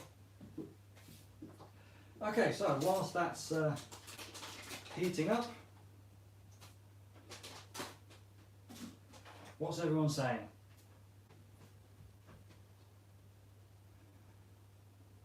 A bit of pressure is good for him as well. What pressure? What are we doing, Raquel? Are we going to hold the yak in your workshop when it's done? I would love to say yes, but it's a no. Simply because, as with any kind of plane, test flights are important. Now yes, this is only a foamy, and yes, it should work straight off the bat. However, being a new model, I am going to want to fly it outdoors first and just make sure that things like the throws and the expos are about right. The CG is where it should be. See what the throttle curve is like, if it's slow or if it's aggressive, and modify that if necessary before getting it and flying it indoors next to big expensive airplanes. Now if this place was empty, I'd have no problem in trying it, but even for me, I think that would be a no-no. No better pressure than performing live. Tell me about it. I'll let you all in on a secret while this was warming up. The videos that you all see on YouTube, you would not believe how many takes are required to get each one of the clips that you see. It may take 4 attempts, it may take 8 or 10 attempts. So doing this live is actually going surprisingly well. I'm quite happy with it. Hopefully you're all enjoying this as much as I am enjoying making it. Martin, would you get the GB from RC-Factory? Now, I think we said this earlier on, the GB looks absolutely wicked. I think they've done a great job in making a plane that looks like a GB, but will actually fly more like a foamy. So I think it is going to be one that I'm going to have to add to my collection, yes. Carolina, también quieres una turbina de adorno. Bueno, realmente no es de adorno. La turbina esta, el motivo por el que está ahí de adorno es porque es el que va aquí dentro. Ahora mismo, como estamos confinados a estar en casa, estoy aprovechando para actualizar y modernizar parte del hangar y los aviones. Y en este caso le estoy cambiando el depósito tanto principal como de humo para tener una cosa ya menos casera que lo que tenía puesto antes. Entonces, me está fabricando mi amigo Carlos Márquez de CM Jets un juego de depósitos. El principal ya lo recibí y está instalado. El de humo lo recibí también, pero medimos mal, las cosas como son.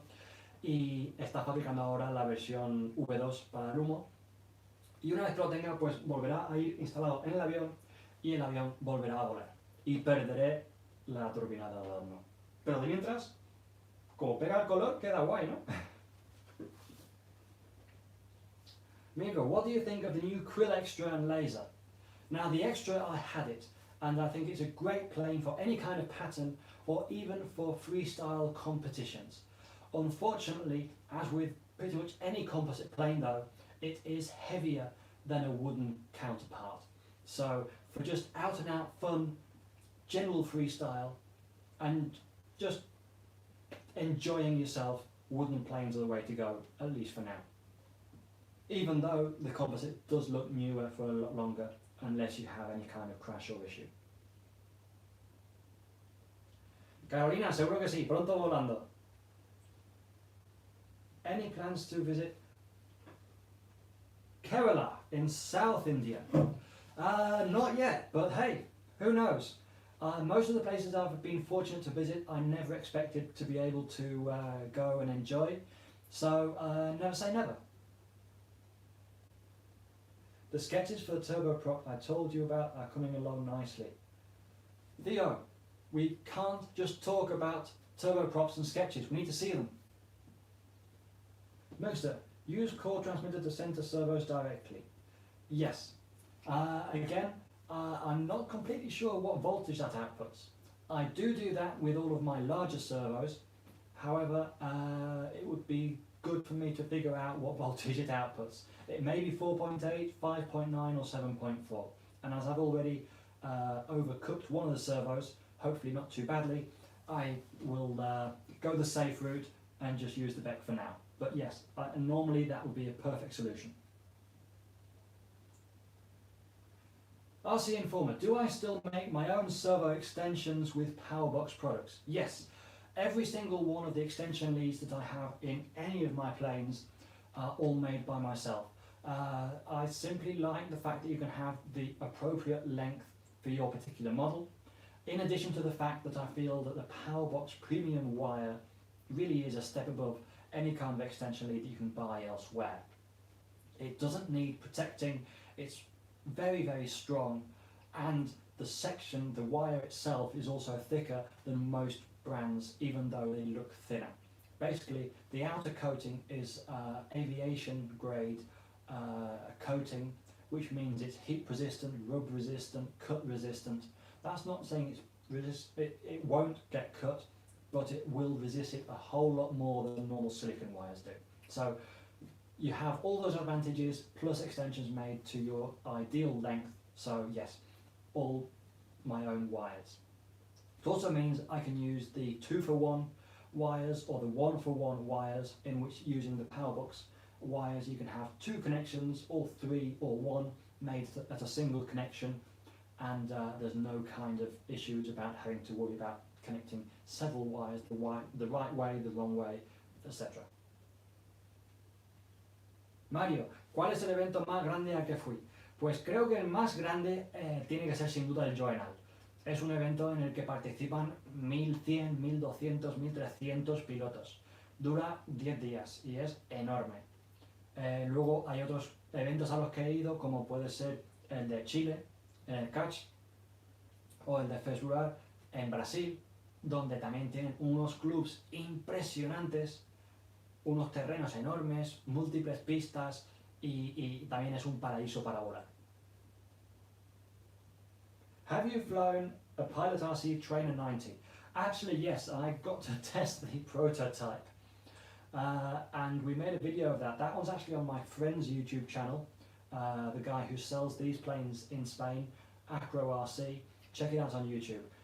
We did a full aerobatic flight with the trainer, with the massive wing. So yeah, it was not as expected, but it was fun. I want to put a jet cat in it, I think that's saving some money. Yes, jet cat, as with any turbine, is expensive, but at least when you get jet cat, you know that you're getting quality and reliability. Anyway, this should now be warm enough. Let's get some wires made up and let's get cooking. Now, I'm not going to be using the bananas that are included with the speed controller. Just going to be having it soldered directly onto the speed controller. So we are going to have to check which way the motor spins, which I would make a bet with anyone here on the channel right now that the first attempt is going to have the motor spinning in reverse, as is normally always the case. What do you guys think? Will the motor turn the right way or the wrong way the first time we try? I'm quite confident in that it'll work the wrong way round. But hey, I may be pleasantly surprised, who knows, right? Okay, we'll get some heat shrink on there for once we've got this tinned up. Now, I may be good at a number of things, but I will openly admit that soldering is not one of them. So, guys, any hints or tips that you can give me for this one, rather than the usual other way around, feel free to jump in there. Hopefully, one of these days, I will be able to solder properly. Until then, lots of heat, lots of solder, and keep fingers crossed. So, heat shrink, more heat shrink. Raquel telling me to be careful with my fingers. Yes. Okay, so I'm just going to tin these wires. I really hate these thin wires as well. I mean, if I'm bad with soldering, this is just kind of worse for me, but hey. I have figured out that if you get everything tinned with the same solder, it tends to work better than if you don't. So, fingers crossed. Attempt number one. Ooh, shaky fingers. Okay, that one's pretty decent, so that one I'm going to actually close up. Because of course if it spins the wrong way around, I only need to swap 2 wires, not 3. So that one will be done. I've got the heat shrink on the others.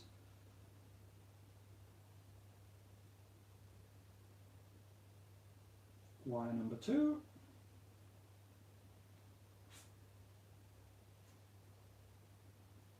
And wire number 3. Not too bad, eh? Okay, so we'll just unplug that in the hope that I've lost the bet and that it was right the first time. I'm sure it won't be. I'm just going to create a new model in my radio for the Mini Crack Yak. And we should be good to go. So hopefully get the servo centered and hopefully we haven't burnt out that first servo. Okay, what's everyone saying in the chat? Have you flown with the Powerbox iGyro 3 Extra yet? Does it have a different feel to the older iGyro 3E? Well, no, I haven't yet flown it myself. However, I have seen it in action. Whether it feels different depends very much on what setup you have done to it. If you don't really change it from the factory basic settings, it will run very similar to the 3E. After all, the 3E was already massively successful and popular, so it wasn't a case of completely starting anew. However, the 3 Extra does have extra features which allow you to control things like how aggressive you want the gyro to be, and how snappy you want it to feel. When you start playing with that and you increase it, especially for aerobatics or aerobatic jets, not so much for scale flying and warbirds, once you start increasing it for those types of models, then from what I've seen, it does seem a lot more locked in, even more so than it was before. Ritz, what radio do I fly? Powerbox core. What is your general opinion on Spectrum and should you upgrade? Can I leave that one as a no comment? Let's just say that I have always used Futaba and now Powerbox. Have you ever flown an RC airliner? No, not yet. Maybe I need to speak with my good friend Rami RC, see if he'll be crazy enough to let me have a go. Funny thing is, I actually enjoy flying anything, so whether it's an aerobatic plane, jet, or anything a lot slower and more scale, I do actually enjoy flying it, and I don't try to do crazy stuff with it. I just enjoy flying anything, whether it's a glider, airliner, you name it. I'll love it. Oh, I think I've just got rid of my servo horn. Getting stuff stuck to me now. Just move all these over here a bit before we lose anything important. Let's see. ¿Cuál es el avión más grande? Pues el avión más grande que he tenido han sido los aviones de 3 metros y 3 metros 10 acrobáticos, como son el Extra de Cree o el Yak de Pilot. Pero también he volado aviones mucho más grandes, como puede ser la Tiger Moth de Juan Sánchez Margallo, que eran 8 metros de biplano, algo así, era brutal.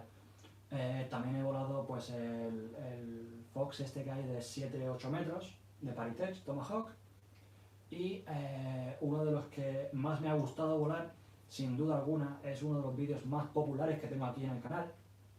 De hecho es el que más visitas tiene, creo, tiene 350.000 visitas. Es el F-16 de 4 metros de turbina que pesa casi como 60 kilos y es precioso tanto de ver como de volar. Okay, just get this set up. So the setups will be really easy because we only have basically 4 controls running on 3 servos. So we're going to have aileron control, we have elevator control, we have that on channel 3, we have rudder control, that can be output number 4, and we have our throttle control, which is going to be on channel 1.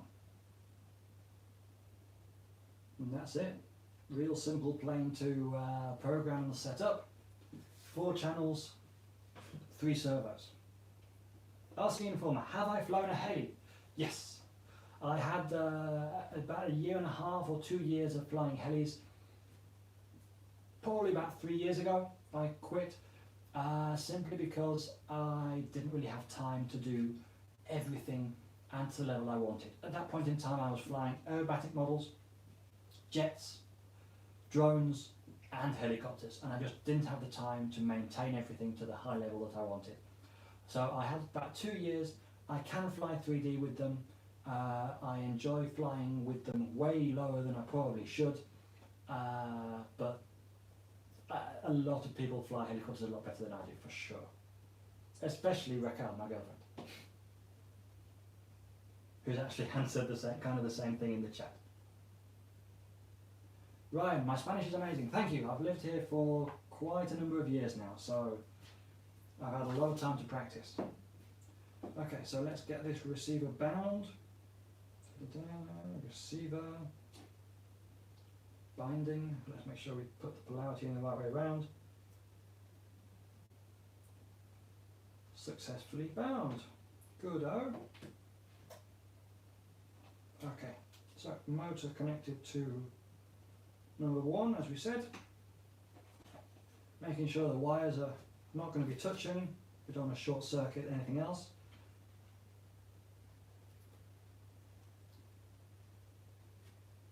Now then, Okay, hang on, may need to just increase the treble.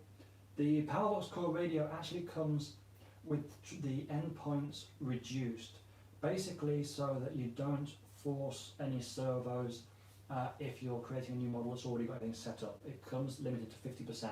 So I've just set everything back to 100 because obviously the speed controller wants to receive minus 100 to plus 100, and hopefully if we don't need to reverse it, which I think we do, no, we just need a little bit more travel. Okay, so I need 110%, not 100. Okay, so we'll just try that once more, double check. Yay, good noises. Okay, so without touching the wires, which way is this going to spin? Right way or wrong way? Chat people, and place your bets now.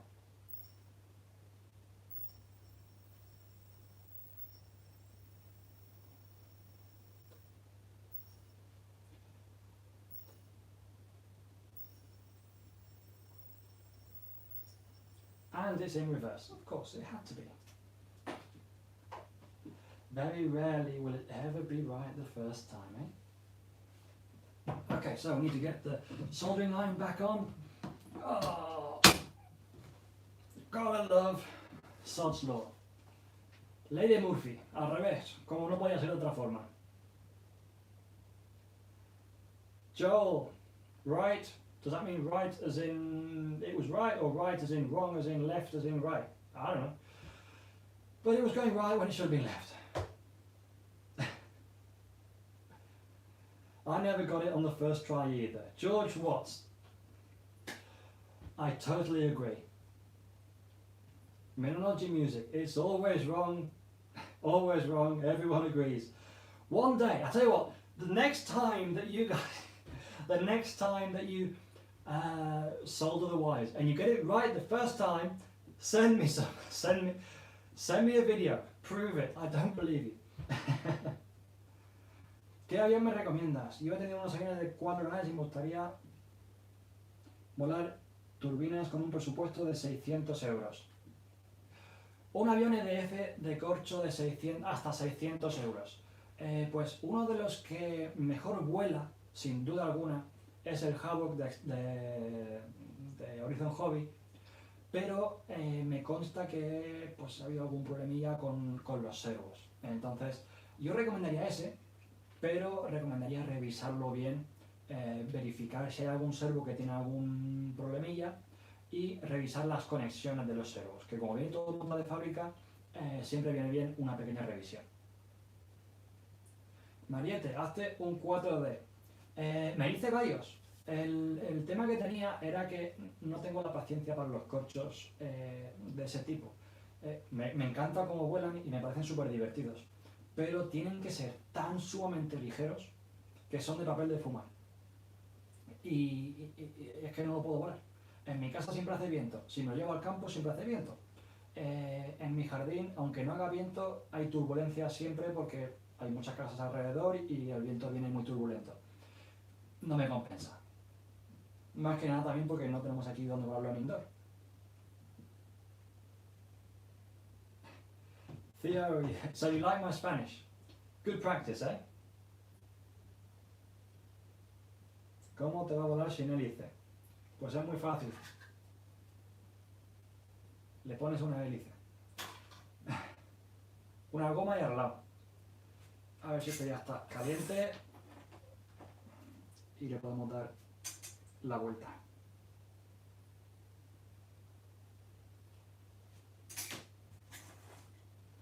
How many of you have done something like this and then soldered them back the same way that they were, which continues to be wrong?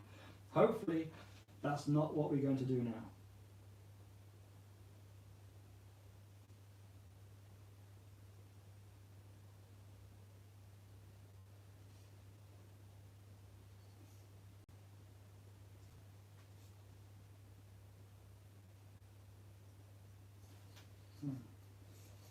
Not really hot enough, I think.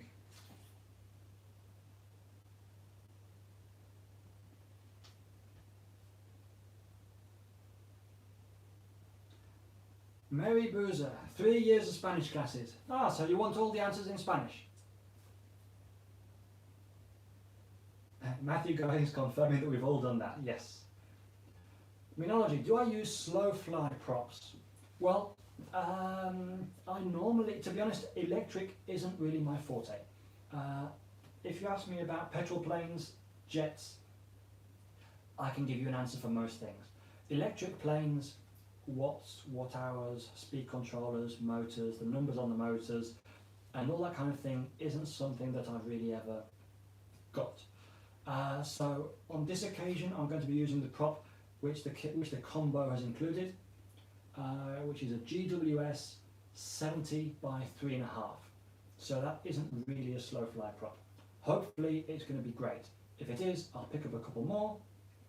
If it isn't, well, I'll try and find a few friends on Facebook or Instagram who have this plane. If they have it with this motor, I'll ask them what prop they're using, what combination they found to be best. That is exactly what happened with this one. This plane came with, again, the combo, and it came with a slow fly prop, which was a 9 by 4.7. And I tried it and there was no power at all. I was very disappointed. I spoke with one of my good friends from Pakistan who has this same plane and this same combo and had loads of power. He told me that I had to change the prop to an 11, so 2 inches more diameter, and the 4.6 slow fly version. Now 4.6, not the 4.7. 4.7 has the same rounded shape. However, the 4.6 version is a much more aggressive, thinner shape prop, and I have to say, it is very powerful and a vast improvement on the one that came in the kit. Okay, let's try this again. That's better.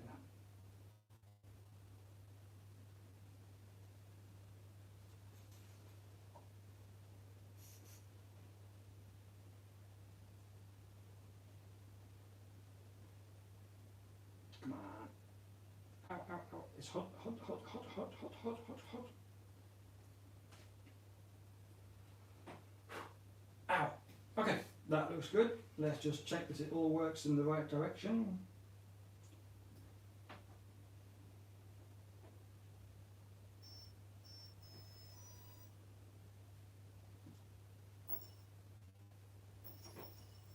Yes. Second time lucky. Okay, that's always good when you don't need to make a third attempt for something that only has 2 possibilities. Okay, so I'm just going to put this on the floor over here so it doesn't burn anything. Get that over there. Now then, cover these up as we don't want anything shorting out now that it all works.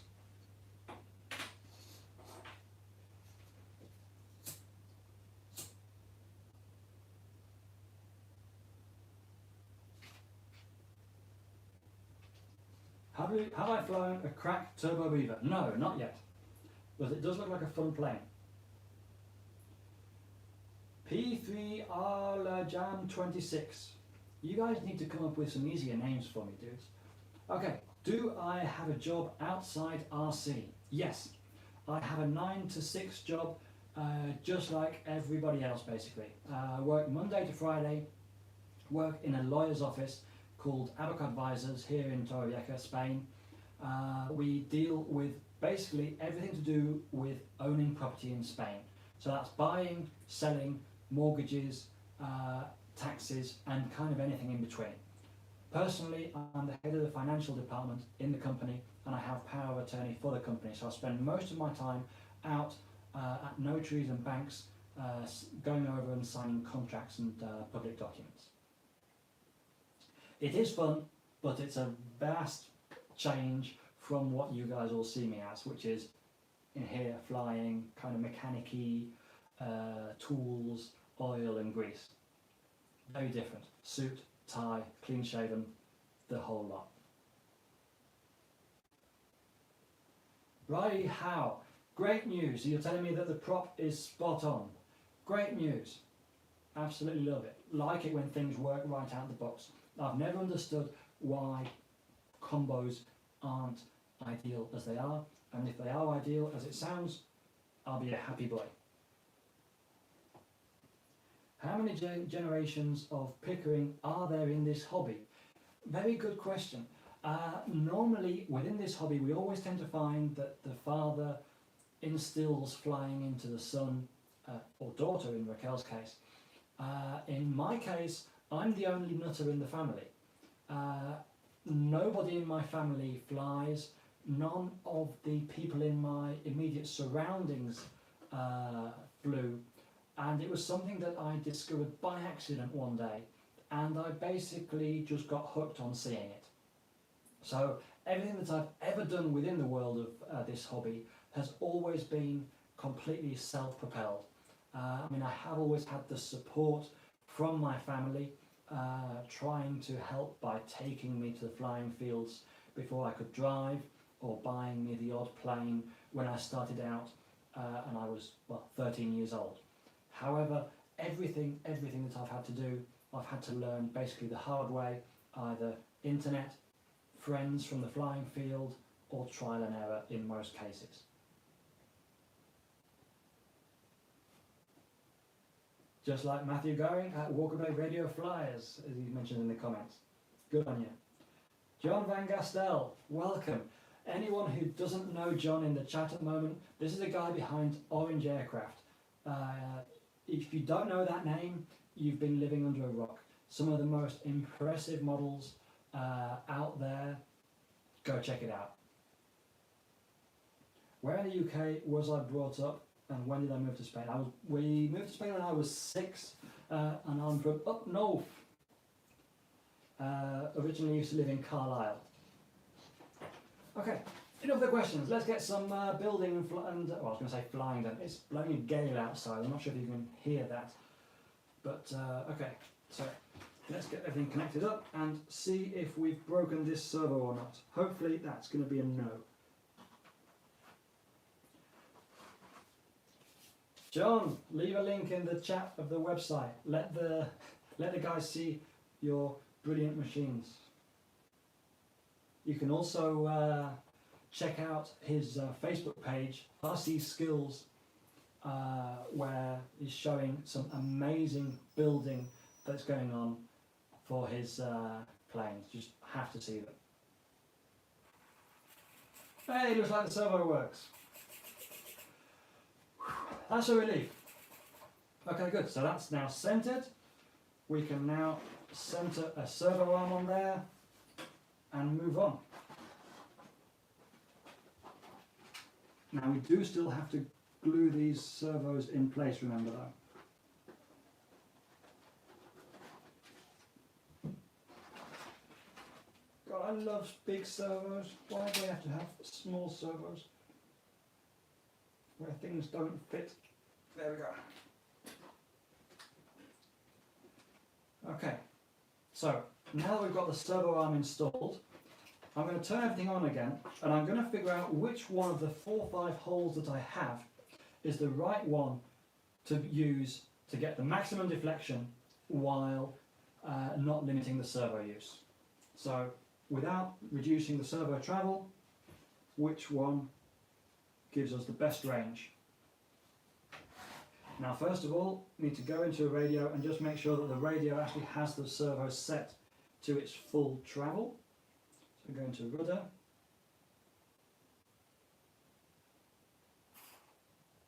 And basically keep going up until you stop hearing the servo move.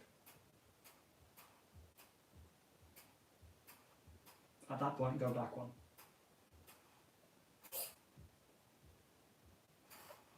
Or if it gets to the maximum on the radio, well, ideal.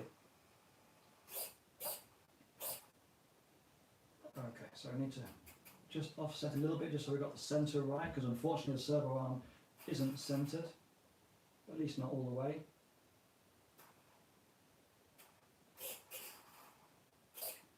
Now then, where do we need?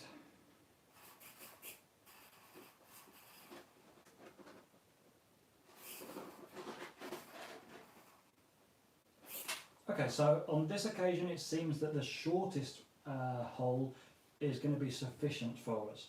So to make sure we get the most out of our servo, that's exactly what we're going to do. Now these little punch through keepers are very strong, but they're also terribly tight to get on. So just make sure that it is indeed the right hole before putting it on permanently. So I'm just going to screw that in there. Just need a flat screwdriver. Screw that in.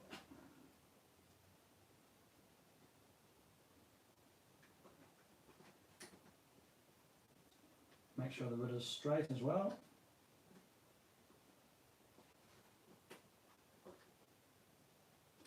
Tighten that up, but we're going to leave it loose on the servo and just make sure we have all the travel that we want and need.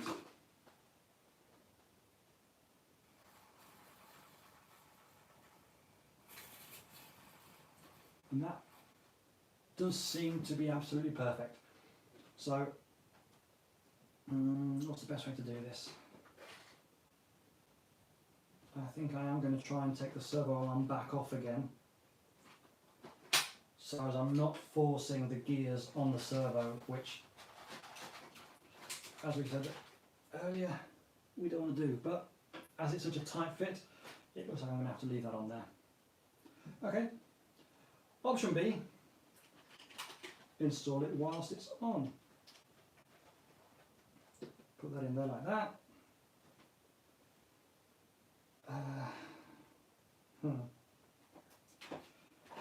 When you just know that this is going to be fun and probably painful, because you have to push it through with your finger through the hole, and it's got a very thin. Oh, don't like this bit.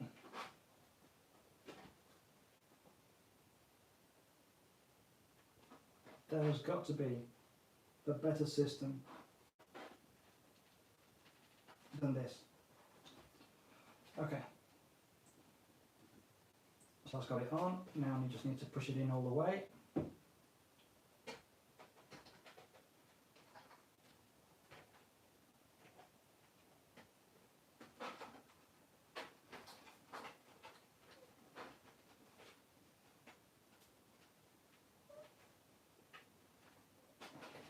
There. Now we really need to hope that that was right, because there's no way that that is coming off easily. Okay, so that's one done. Now we know that based on the fact that they have the same length control horn on them, the same length servo arm should be ideal for the elevator as well. Let's just give it a quick check just to look visually that it seems okay. Yeah, looks good.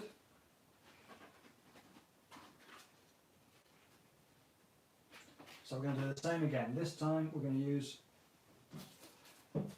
everything the same, but we're going to put it on before installing it on the model, which means it should be a lot easier. Whilst we do that, we'll have another look what you guys are saying.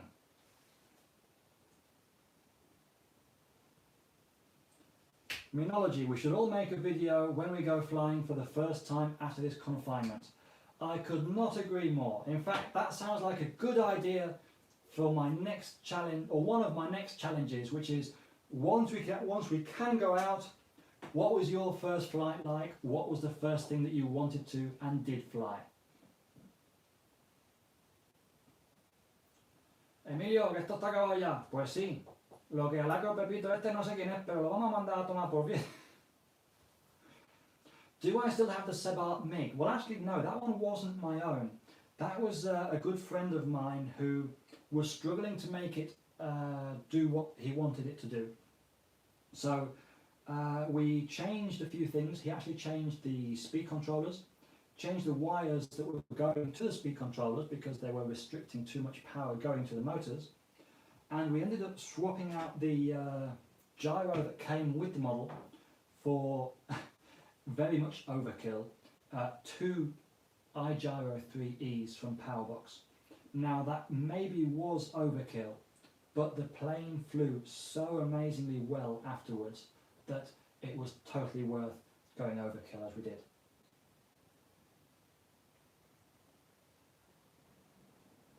Okay, Lodovico. Do you advise to put filter between tank and carburetor? What do you think to round twice, 2 or 3 times the carburetor before carburetor? Okay, I always do recommend using a filter inside a fuel tank, just because you don't want any kind of rubbish arriving at your engine. The opposite goes for smoke. In a smoke, I never use a filter because basically it's already kind of hard enough for the pump to suck the fuel through without making it harder by having to suck through a filter as well. In that case,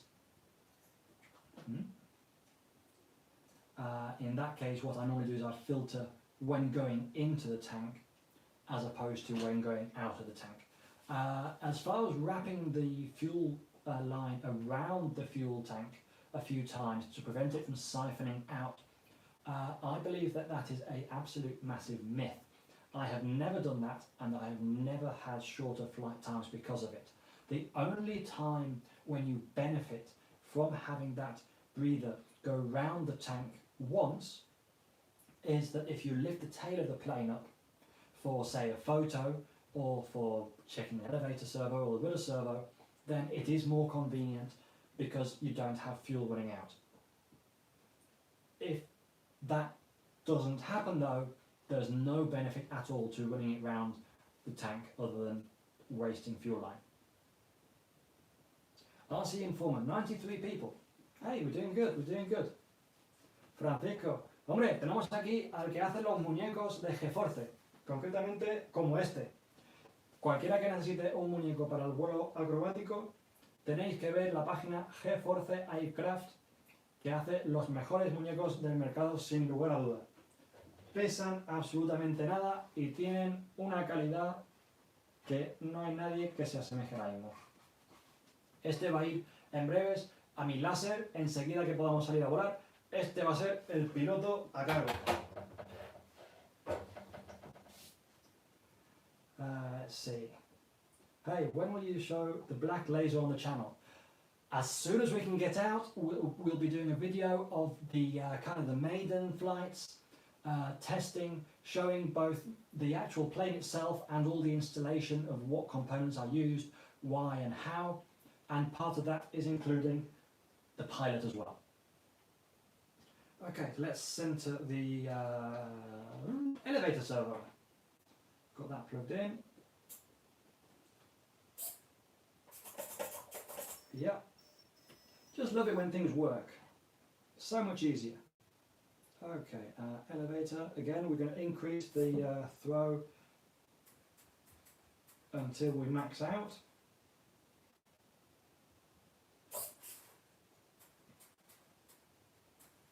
Like that. We know we've got the centered servo, so we can now put the servo arm on it. We've already put the link on it, so it should be nice and easy. Just remember to slide the carbon through it before putting it on, otherwise you'll never get it on.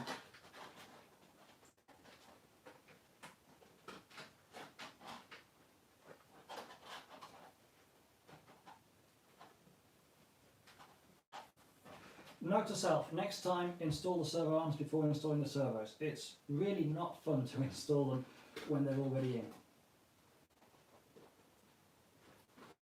Okay, so that's that one as well. So I need to reverse it. A little bit of sub-trim just to get the arm centered. Like that. And we will tighten that screw up.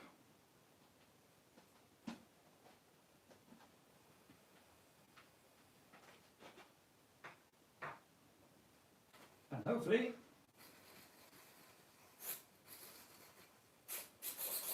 how about that? We have elevator, and even though it's not plugged in, we have rudder as well. So we're doing good. We're pretty much there now. Just unplug that, unplug everything from there, undo that. And we can get on to the ailerons. Okay, so the ailerons actually come, just turn the radio off. The ailerons do come with a bent control horn, which the original servo arms for the high-tech servos don't come with. So we're going to have to adapt them as it shows in the manual, which is just basically gluing the two together and wrapping the cotton around it as we did with the push rods, just so that it stays nice and strong. Now, rather than gluing it on top, I'm actually going to use the hole and glue it through the bottom. However, the hole isn't quite big enough, so if you excuse me just 1 second. There we go. A very scary looking reamer. Just make that hole a little bit bigger. What would the police say if they caught you with that on the street?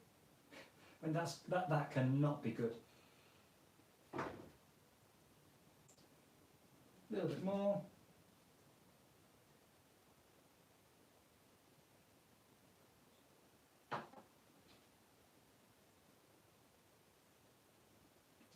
What's everyone saying? So, Dean Beretti, who helps me with the filming when I'm flying? Well, ideally, most of the time, that is my lovely Raquel. I film her flying helis and she films me flying my planes. In the past, it's also been my good friend Emilio from RC, the guy who deals with these here in Spain. And a lot of the time, when neither of those two are available, well, it could be literally anyone at all who I find close by, normally who seems to be quite up for the challenge and quite good with mobile phones.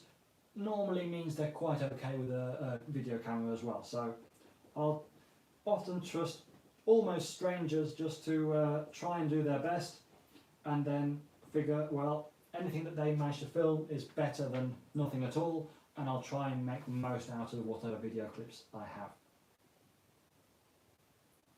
There we go, so that now fits on there nicely. Let's see, I'll use just this plastic bag as instead of the cling film, a bit smaller. Just need a couple of drops of cyano.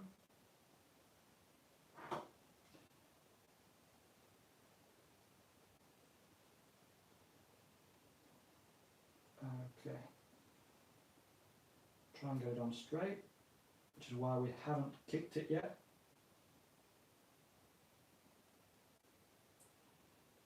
Doesn't really need kicker. Based on the plastic it's made out of, it seems to stick really well already. So rather than add kicker and then add cyano once we've wrapped it with this, I'll just wrap it straight off, add more cyano and then kick everything all together. It doesn't need to be super clean, it just a couple of wraps around each side, just so that it can't come loose. The cyano reacts with the cotton and makes it super strong. You'll normally break the servo before you'll break the servo arm. Believe me. Been there, done that, got too many t-shirts. Looking good. Hey, thanks Keith Thompson. What else we got there? Minology. Ah, yes, you're building the Pilot RC Extra. How's that doing, dude? Look forward to seeing that fly soon once we can get outside again and actually go fly, and not just dream about it.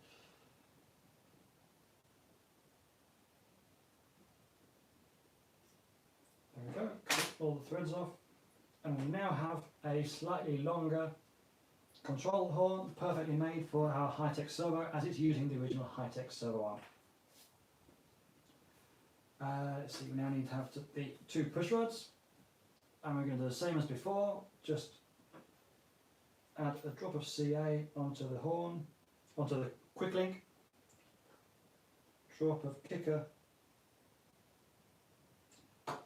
onto the carbon rod, and then marry them together forever and ever.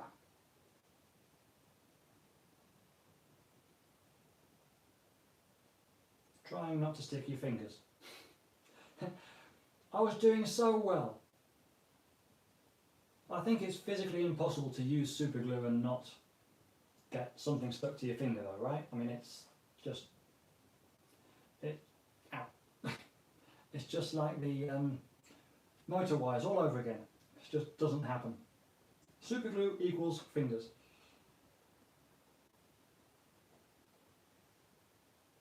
But again, that was what it was designed for originally, wasn't it? Designed for the Vietnam War to be a quick fix to wounded soldiers, I believe. Which is why it sticks so well to fingers and skin.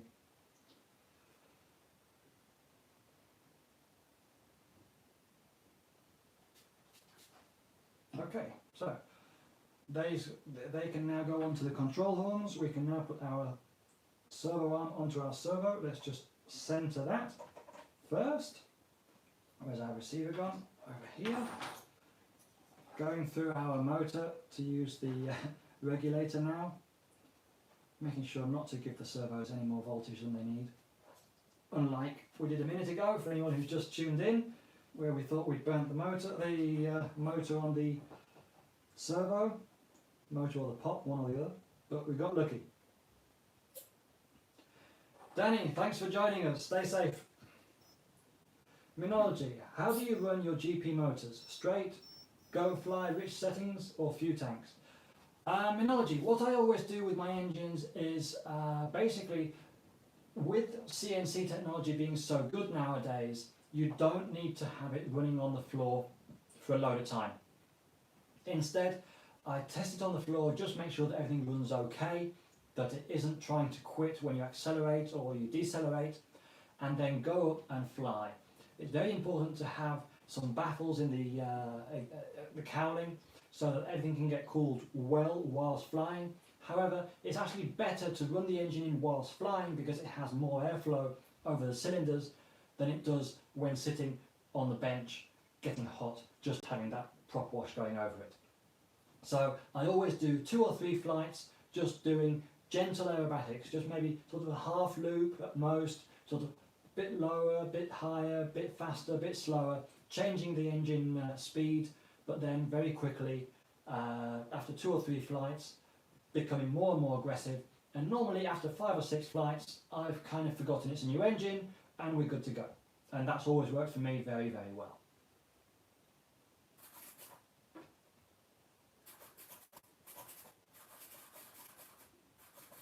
Matthew going, what was my first ever plane? That would be a manufacturer which I don't believe exists anymore. It was ARC from Italy, and they made plastic planes, which when I was starting I thought was a brilliant idea. It was a standard high wing trainer for a 46 size glow engine. However, it was made out of plastic entirely, so it was a bit heavier. However, the wing itself was actually foam core inside this kind of thick plastic wrapper, which meant you could literally stand on top of the wing and it wouldn't bend or break. Unfortunately, I didn't really crash it. I had the odd failed landing when trying to learn to fly, but nothing too serious. The only issue I ever had with that plane was that the landing gear was also plastic, and even on a good landing it would often flex out, then flex back, meaning it would bounce. But for learning to fly with and gaining confidence, knowing that it's plastic and you can't break it, or it's going to be more resistant, it was a really good choice.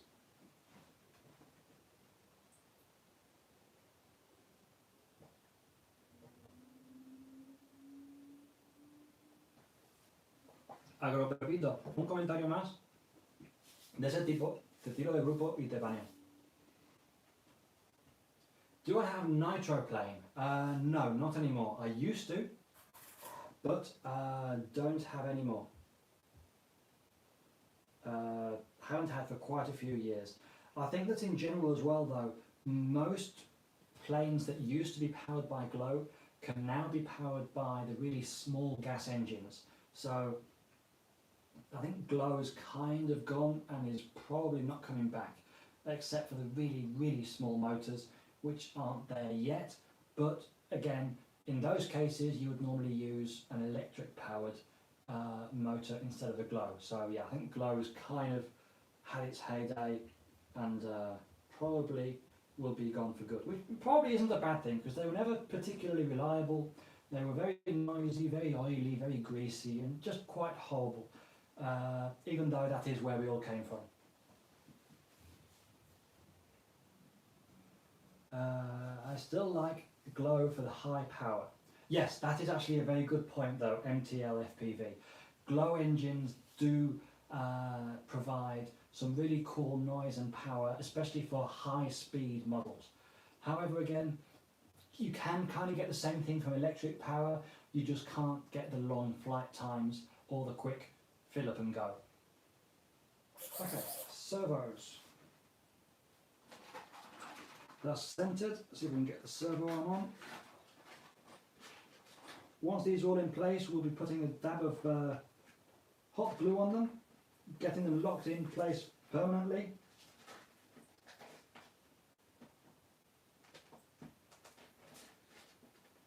Okay. One thing I will admit to though is that I rarely put the screws into the servos for the servo arms in electric planes, only over electric planes. The reason being, normally they're tight enough that they don't need the screw to keep the servo arm on. If you have a big enough crash, it can pop out, which is probably good because it may save the servo, but I've never had one come out because of not having the screw in. So even though you've just seen me push those in and not put the screws in, I will not be putting the screws in any of them. I will of course be gluing them in place, otherwise the servo is going to be going absolutely everywhere. Okay, so a little bit of off trim, centre it a bit. There we go. Now this is, of course, we're using a single servo, so we want to make sure that we have both ailerons as level as we can before starting, because otherwise we're always going to have both ailerons up or both ailerons down. So let's see. Oh no, we have more of these small things that I should have put on before. Rats. Oh well, we'll have to put them on now. Don't you love it when you forget something? Let's see if we can get this on without poking a hole in my finger.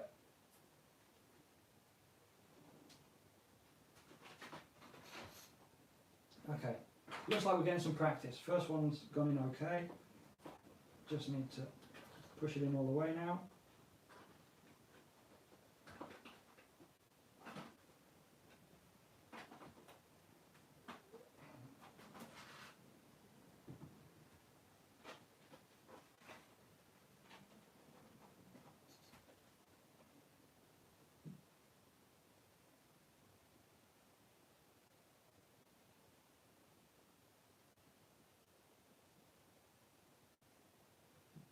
Vale, Pepito.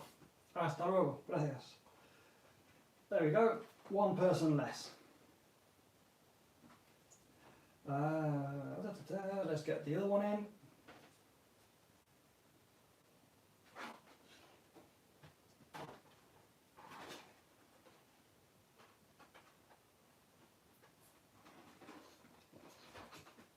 Does anyone know a better way to get these tiny little clips in? There must be a better way. If there is, let me know, please.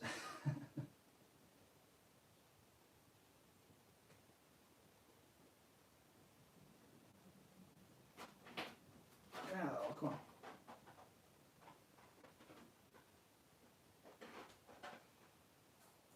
This is definitely why I like big planes.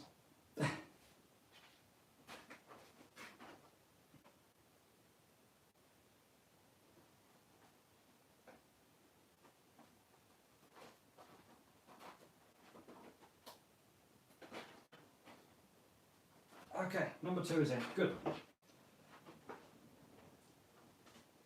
God, you can tell I'm concentrating. I even went quiet. Okay, so that's got both in there. We can now get our push rods, connect those to our arms after pushing them through the holes. As we said, don't forget to push them through the holes, otherwise you'll never get them on, because there's no adjustability in one side of them. Get the other side in, push it through again.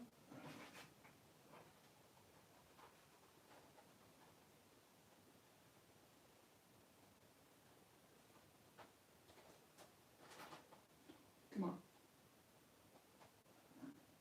Fortunately, I still have good eyesight, but some of these things put you to the test. What's everyone saying? Ángel, hombre, bienvenido, tío. ¿Cómo va por ahí? MTL, I have to take the arm off the servo to get those stupid clips on. I agree. They are rather awkward, but we got there. Yash, what is my personal favourite 3D plane? Yash, do you want an answer regarding the most aggressive 3D plane or the old school slow and low 3D plane? Let me know and I'll give you an answer.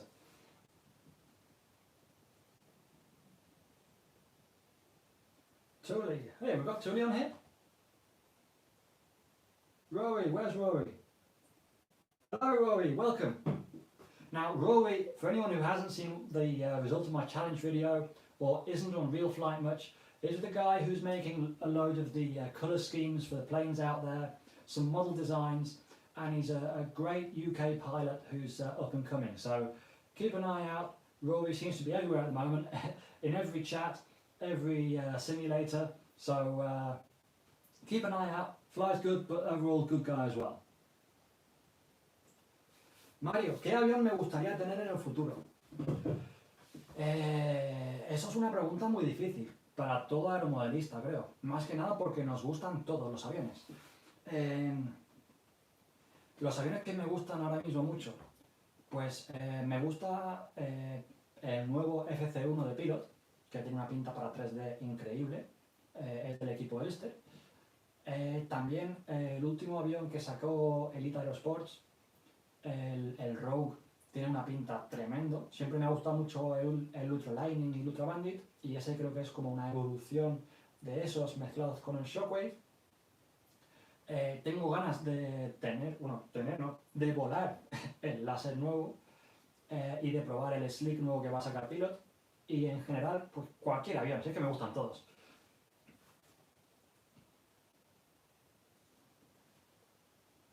Hello from Canada, Twin Turbine, Canada. Now Canada's a place I've never been. It's on the bucket list though. Hello. And thank you for joining us. Let's see if we can get these little screws in.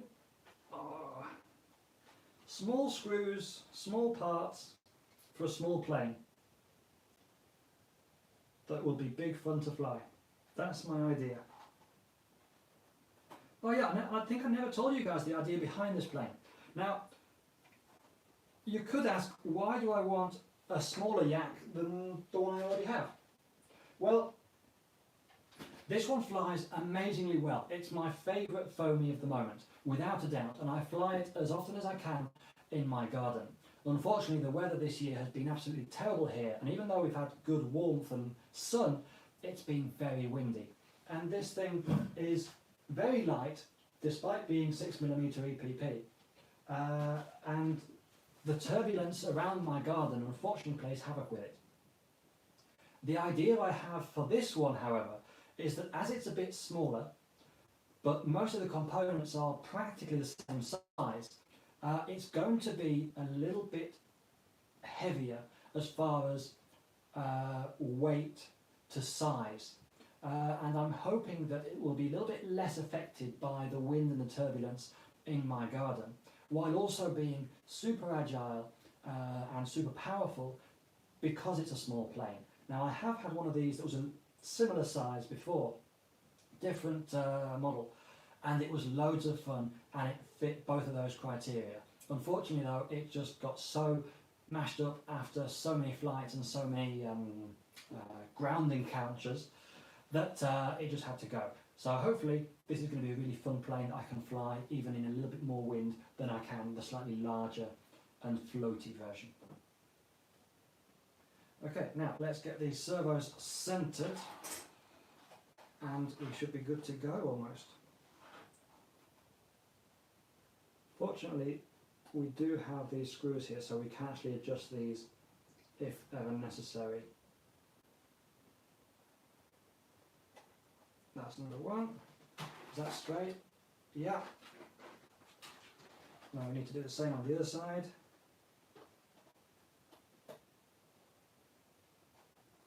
A little bit high. Haven't got this one quite right yet.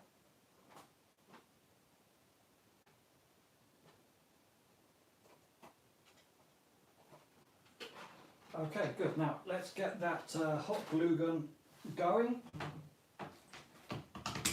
and we can secure the servos in their final places and tighten everything down in their final positions as well. Just unplug everything for now, put those over here. You can now, whilst that's warming up, you can focus on getting the motor installed as well. Now the motor, we just screw onto the back plate. Hang on. Screw it onto the back plate, and then the back plate we're going to glue onto the plane. Just with some cyano, and well, lots of cyano and lots of kicker. The advantage of these planes is exactly that. They're made from a foam that already resists impacts quite well, and any kind of impact you can always fix it with cyano. So the motor comes off, just put more cyano. The servo comes loose, put more glue on it. The top half comes off a bit, put more glue on it. Glue fixes everything for these planes. Okay, so motor. Now then, do we have any screws? Did it come with screws? Yes. Thank you, T-Motor, for the motor screws. Making life easy for me. There we go. Now, what's everyone saying whilst we get some screws in?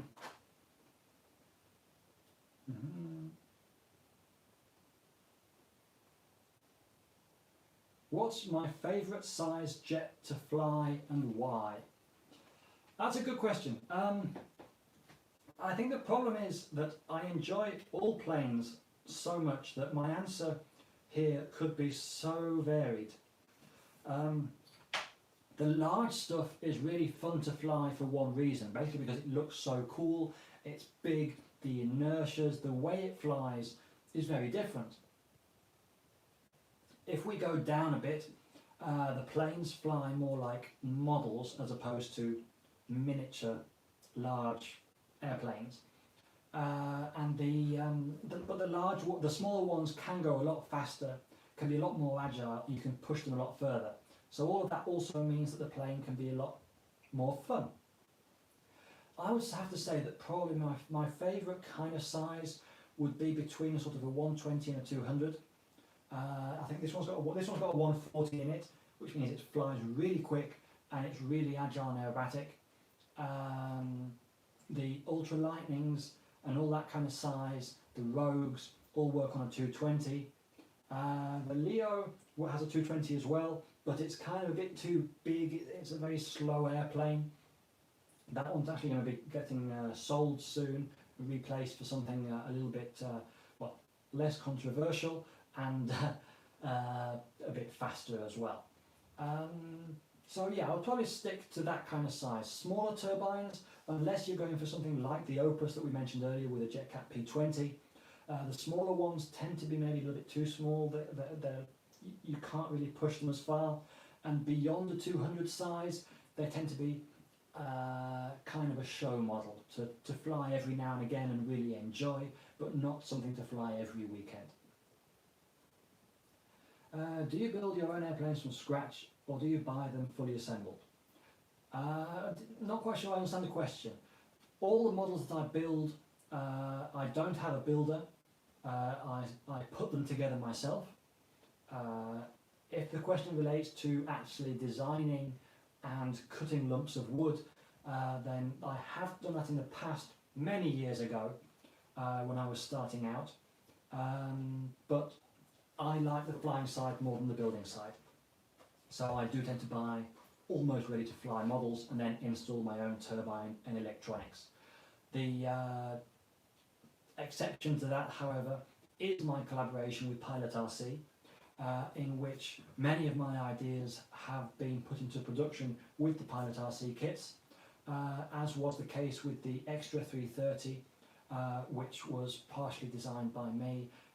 We actually changed a lot of the wing design, the profiles, and in my opinion improved it significantly before the latest versions were released.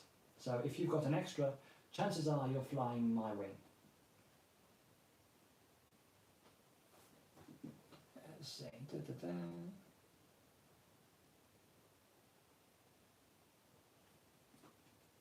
What else we got? Martin, thought on the MB339 giant scale that you showed at Jet Power. Yes, that was the Daniel design MB339. That plane is absolutely beautiful. It's probably one of the nicer stupid scale, I'm not quite sure what to call that one because it's the XXXXXL version. I have to say that's probably one of the nicer, really large models that's out there, and probably one of the few that I would actually be interested in owning myself. It just flies really well, it looks really well, and it has a really nice look in the air. But basically any of those planes I think look great in the air, and I would love and be honoured to be able to basically own, store and transport one of them, which I think is one of the biggest problems. I mean, it's one thing to buy it, which in itself is kind of complicated because it's expensive, very expensive. Any of those planes are. But once you receive it, that's where you kind of have to look at whether it's worth it or not. Because, come on. So I'm just fighting on my own here, don't worry. Basically, it's one thing to order it. You can have a big credit card and just go out and say, yes, this is my dream model, I want it. But you then have to figure out how are you going to get it to and from the flying field. You need a very big van to transport it, or a very big trailer, as would be my case. But then you also have the situation of how do you get it into the car, out of the car, into the trailer, or out of the trailer. You can't do it single-handed. So it's one of those models where you can't fly it every weekend. And when you do fly it, you have to meet up with some friends, have them come over to your house. Even just moving it within your workshop or your hangar, it's not an easy thing to do. So it's one of those things that I don't think we're going to see them become the norm, as we did with sort of the 160 size and then the 200 size turbines, which are large, but you can still transport them and move them about yourself without need for external help. There we go. Okay, so that's that. We want the speed controller on the opposite side to the receiver. That way we're equaling out the weight on one side and another. Time to get... we've done the servo, so we can glue the servos on. Hopefully this is now warm enough and working. Just move the Sino over there before I get everything covered in Sino and everything permanently glued to the table.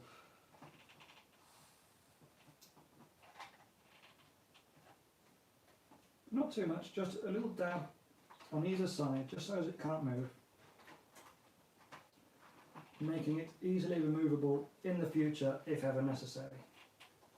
Hopefully not the case, but you never know. These small servos can always be a little bit temperamental, regardless of brand.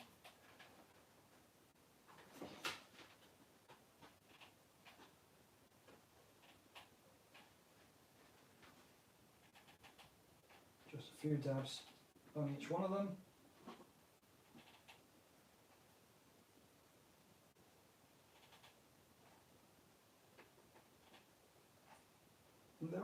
we have some nicely secured servos ready to go. Okay, so let's just disconnect that. Definitely going to put that closer next video. Okay, let's attach the motor to the model, and then we're going to be pretty much done and ready to go. Now then, the screws actually poke out the back, so those are going to act as well as a bit of a fixing point. So we're going to just dry mount it first, making sure to get each one of those screws into the centre of its piece of foam, push it in, mark it, and now we're going to add some cyano. I'm going to do this over here, so I'm going to put it vertical. Oh, good idea as well, just scratch the surface first, just so as it has a better gluing surface for the cyano. After all, this is going to be pulling the whole plane and putting it through its paces, so we don't want it coming flying off because the glue didn't hold. But normally with these small planes it's never an issue. The motors are powerful for the plane, but they're not powerful enough to break the superglue, the cyano. Okay, kicker, like that, cyano. Good dose of cyano, because you want to fill in all the gaps as well. You don't just want to have a little bit, you need all those gaps in the foam filling so that every single bit of it can be nicely and well and truly glued in place. Now find those holes again that you had a moment ago and push.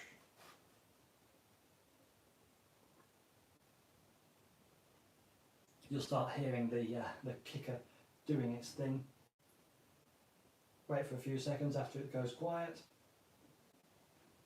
and yeah. As we said, fingers and superglue are best friends. Now carefully, I'm just going to add a little bit extra around the edges.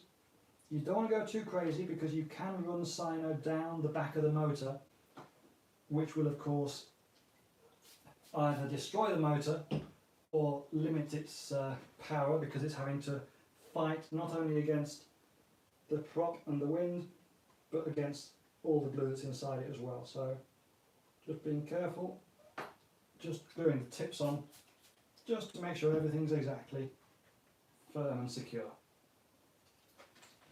There we are, we could basically fly it now. We just need to attach the receiver and do the landing gear. What's everyone saying? What do you use for wire management? In foamies, I tend to use cyano just to keep the wires neat and tidy.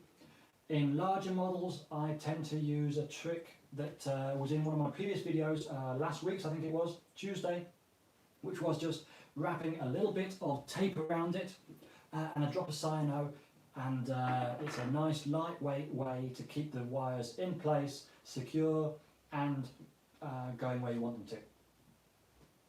What's up, bro? Hello, Urs, one of the guys from my video challenge. Welcome, thanks for joining. Thoughts on the 100cc Pilot Extra? Keen on picking one up. It flies really, really well. Adia, however, if you can pick up the Pilot Laser, my opinion is that it flies even better than the Extra. Hey, Teteway, Mr. Zeus, un gran amigo de aquí de la zona. A ver si nos podemos ver pronto, amigo. Just built the GB Laser today. Good. Good plane as well. Get a video on Facebook. What's my personal favourite 3D aggressive plane and 3D old school plane? Old school plane, I think my favourite one would have to be the Pilot RC 100. Pilot RC 100cc S-Batch. It's just one of those planes that it's not super aggressive. It's not super fast, but it is super fun. It's just like picking up an old friend. You just know how it flies, you know how it rolls. It's not going to try and do anything nasty. It just flies the way you want it to. Just don't expect it to roll super quick or tumble super quick, because it has a very big chord, very big wing, and it's just that slow, that friend that's just a little bit slower than the others, but you have a load to lash with. As far as the most aggressive one, I would say that the Pilot RC Laser is without a doubt the most aggressive, most fun 100cc plane out there today, and I have flown pretty much every brand and every model out there. Pilot RC Laser without a doubt. RC Scale, you sound like a very good fan. Thank you for joining us. Rory agrees with me. The Pilot RC Laser is the plane to beat, and hopefully Pilot RC has done that with their slick. We'll see. Time will tell. Let's see. Martin, would you like the MB339 or the Giant Hawk? Now, I think everyone loves the Hawk. It's just one of those emblematic planes. However, I think given the choice, I would prefer the Giant MB339. It's got something. For some reason, I just prefer that design. Hello, Thailand. We've got people from all over the place today. Anyway, let's get this thing finished. We're almost there. We just need a landing gear, basically. Now then, landing gear. This was a slight... yes, we have the side plates as well. We need to add these sort of semi-SFGs on there, side force generators as well. Need to get those glued on. Now then, so the landing gear is actually flat carbon, which fits through like that on one side, fits through like that on the other. Wait, hang on, I'm missing a part here. Yes, of course. See, this is why we follow the instructions, because otherwise you forget bits. Okay, so there's a small plastic piece that goes in the middle which increases the surface area,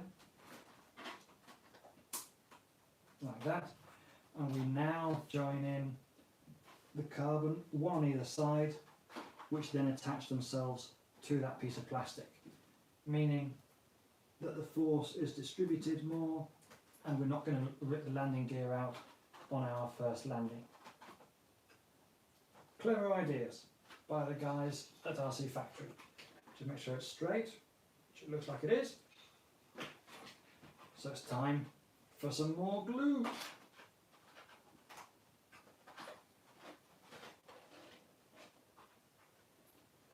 Okay, cyano here, cyano there, bit of cyano on here. Okay, now, kick, kick, kick. And I'm actually going to do it like this, that way it dribbles all the way through from one side to the other. And it increases that force, that strength even further. And we're going to do the same on the other side. Just let the cyano really dribble in.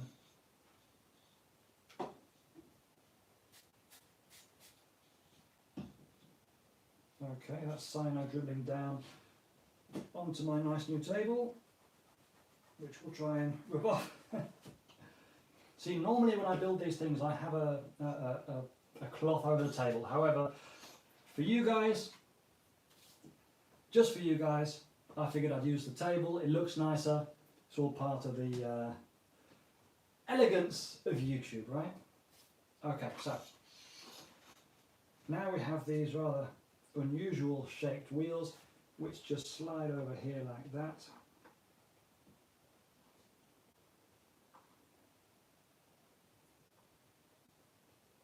And get cyanoed in place as well. So let's just cut off the wheel pants. Got to have wheel pants. Any plane without wheel pants isn't a plane, unless it's an airliner. Okay, wheel pants.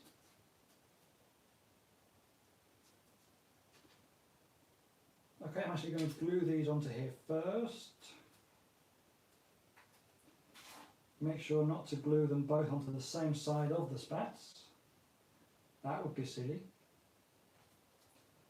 Although I'm sure I wouldn't be the first one, or the last.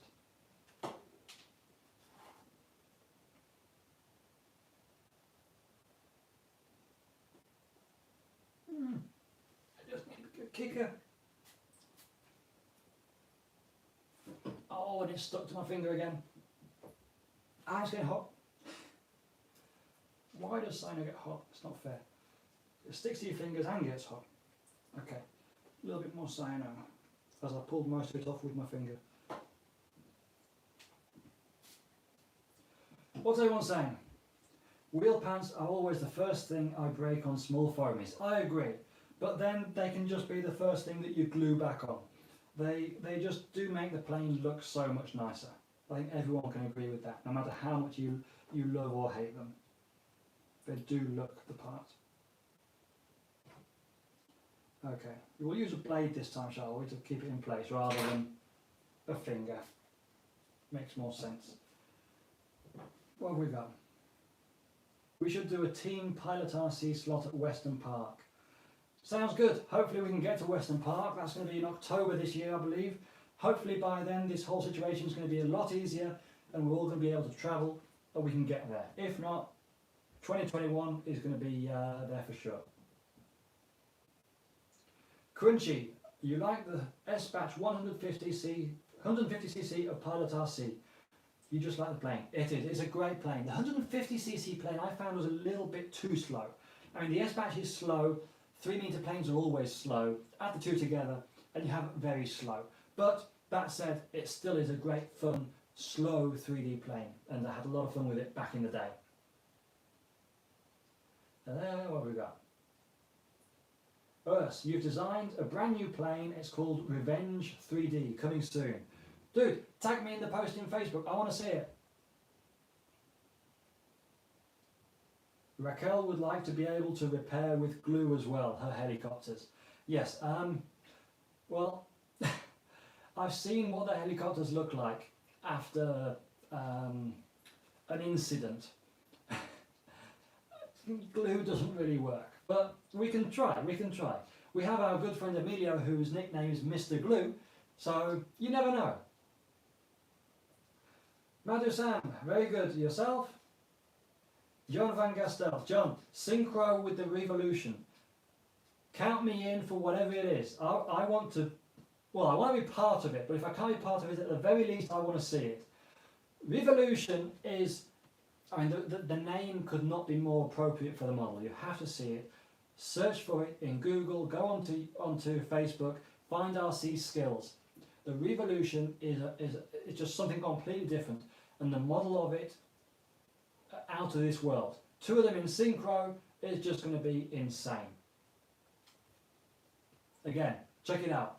That's Orange Aircraft.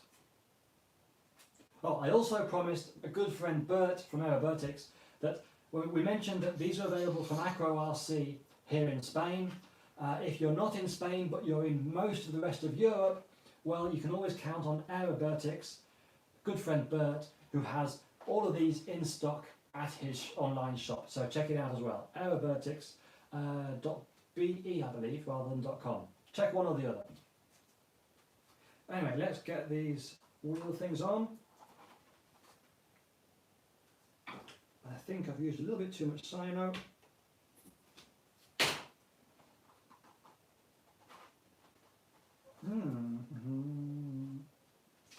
The cyano, we've got cyano that's dribbled down and made it a bit thicker. We're just going to make a bigger hole.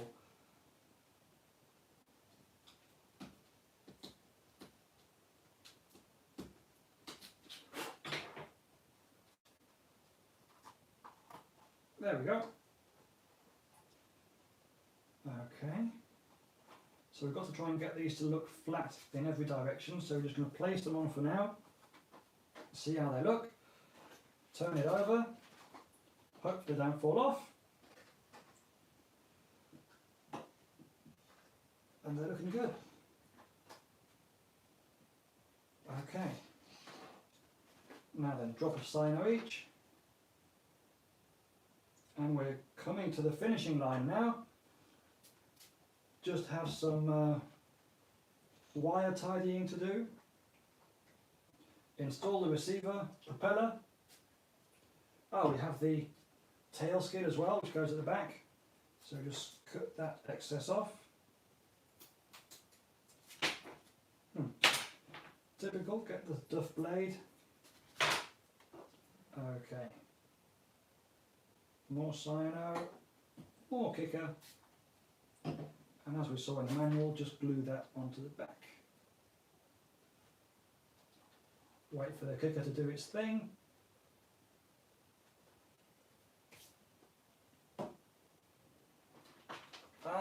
Wait. Important part. We're missing. We've got to cut these bits out.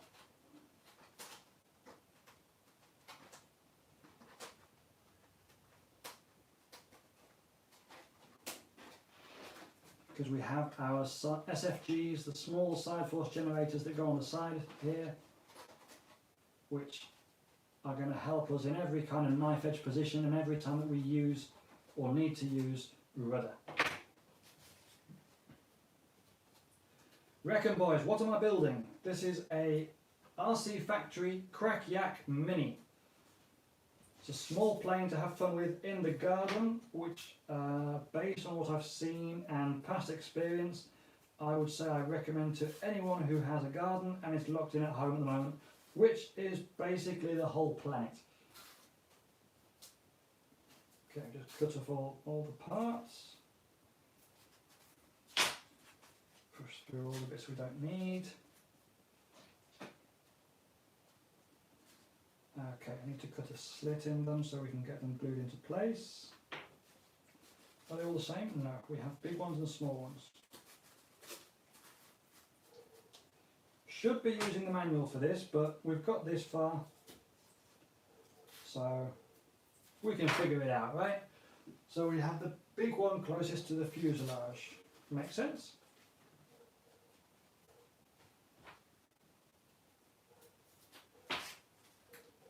Put that through there.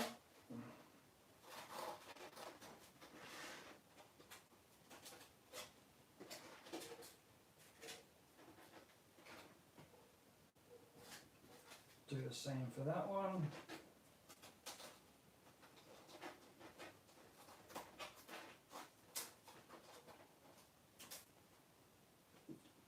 Looking good. Cyano. Where's my bottle of cyano?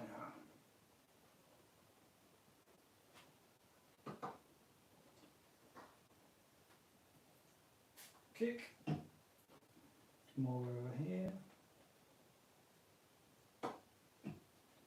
Kick again. Stay away from the fumes. Now that looks like a fun plane. Crack Yak just sounds fun. It is. If it's anything at all like the bigger version that we have here, it's going to be absolutely brilliant, and I can't wait for this evening when the wind drops, because I can hear it's blowing an absolute gale outside. Hopefully if it drops we'll be able to try it. We'll get some video out to you guys really, really soon. Okay, let's get the other side done as well, do the same. Martin, have I ever flown helicopters? Dude, you're late, we've been there. Yes, 2 or 3 years ago I gave up after trying it for 2 years. Had a lot of fun, learned a lot of stuff, couldn't 3D, but didn't have enough time to stick to both helis and planes and jets and everything else I was doing at the time. So I now leave the helicopters to Raquel, who can do it a darn sight better than me anyway.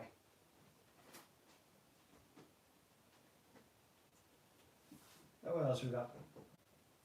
Okay, Rory, thanks for joining us. Sorry you gotta go. Brand new 60cc Game Bird. Looks very sweet. Anybody seen it yet? If it's anything like the full size, it'll be very nice.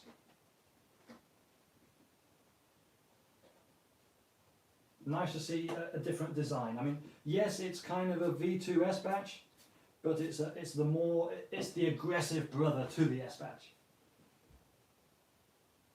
Do I still have my multiplex Stuntmaster? Yes, I don't. No, yes and no. No, I don't have multiplex Stuntmaster.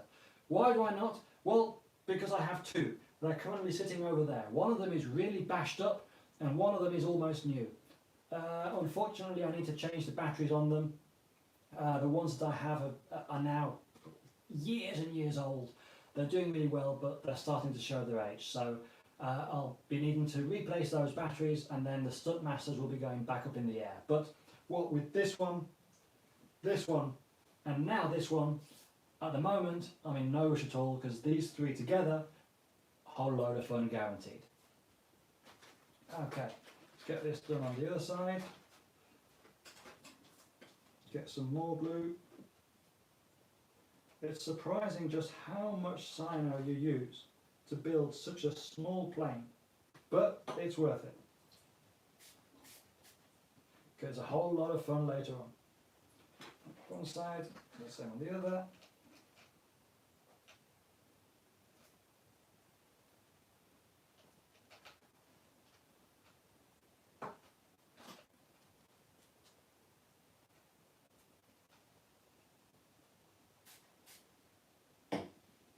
Stay away from the fumes as always.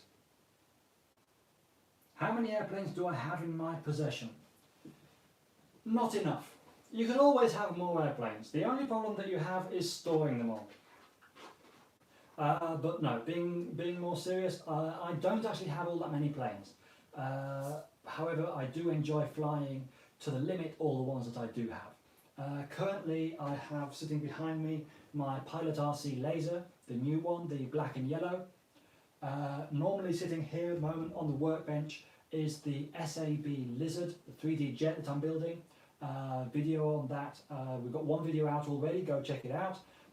The second video in that series is coming out probably around middle to end of next week. I have my Leonardo, which is going to be going soon, that one's currently on sale. And then the J10, which I've only removed from here for today's video, so I have a bit more space, which is currently sitting over there. And those are basically my planes. I then have a few foamies. Obviously I have these three foamies, I have two Stuntmasters, I have a couple of racing drones and a couple of older sort of, got a glider, a speed plane, a discus launch glider, but more small stuff. Large planes at the moment, really I have just these four. Okay, let's see. We have this is now starting to look like a proper airplane. It's starting to feeling rigid. We've got everything that we need really. I'm just going to clip off the excess carbon that we don't need, because we don't want it poking holes into whatever's around it. That's never a good idea. Can do the same on this side. Just snip off any excess, as we now know we've got it centered and working right. Now that the servos are all screwed tight in place, we can also tighten up all those screws that keep everything in place, like that one there. So on straight, so just tighten that up.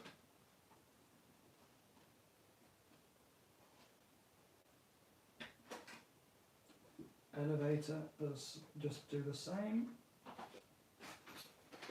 Wings we've already done, they're all tight. So it's all looking good. Just need to disconnect this. We can now start thinking about wiring our receiver in. So let's see, the furthest servo that's at the back is for the rudder, so that's going into channel number 4.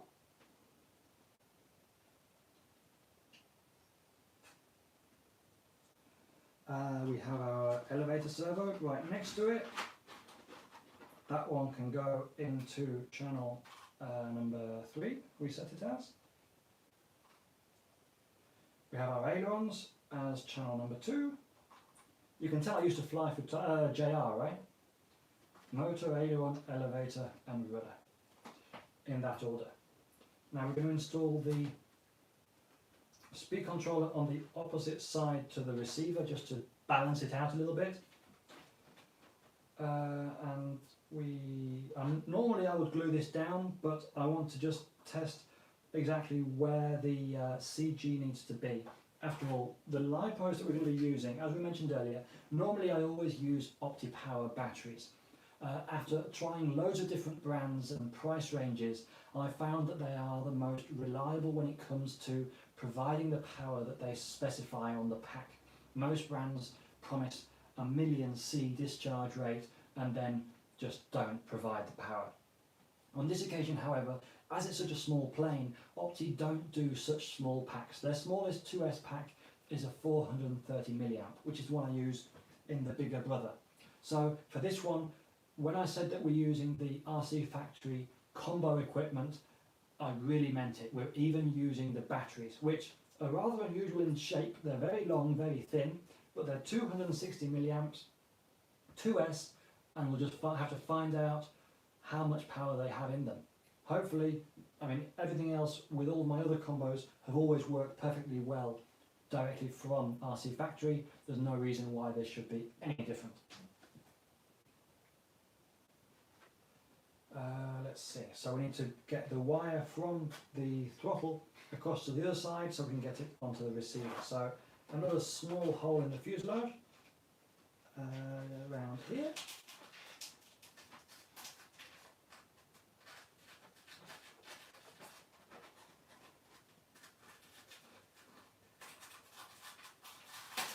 Oh, and I seem to have found part of the fuselage where I didn't glue. So a little bit more glue just to double up. I'll also be going over the whole airplane before flying it, just to make sure that, as I am doing this while filming a video, just to make sure that I haven't missed off anything too serious before committing it to flight.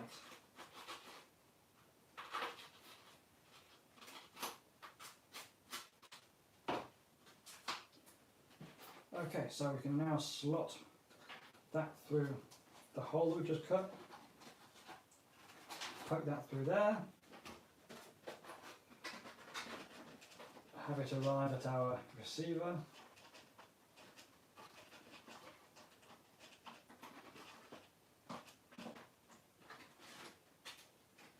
which is now dangling, but it's pretty much where it needs to be.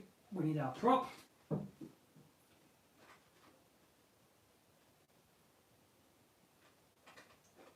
We don't need any of the washers that came with it, as it seems to fit nicely onto our motor. The holes match up the right size.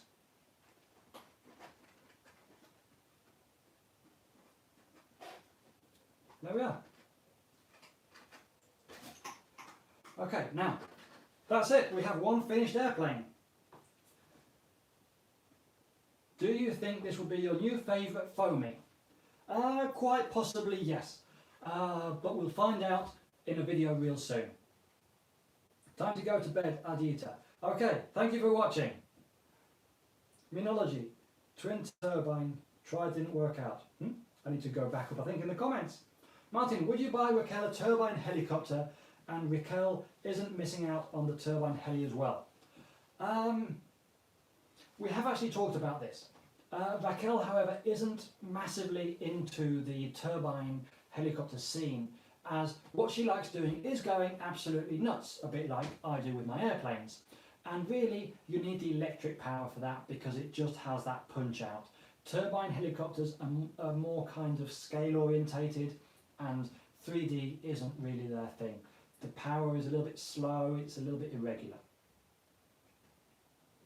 RC Informer, thank you for the build. My pleasure, mate. Thank you for watching. Twin turbine, Minology. You need to get your... Okay. When you first picked up the transmitter, was it a natural thing because it looked so easy for you? Like some are gifted on a guitar? No. That's a very good question, Vancouver man. The thing with me and flying is that I have always enjoyed it almost too much. It has never been something that comes easily for me. To give you an idea, when I started flying with my trainer, I would go flying every single weekend, every Sunday, sometimes Saturday as well. I would do 2, 3 or 4 flights per day, and I would train on the simulator throughout the week. Now, it took me practically a year from starting to being able to take off, fly round and land on my own. So no, I don't believe that what I have is a God-given talent.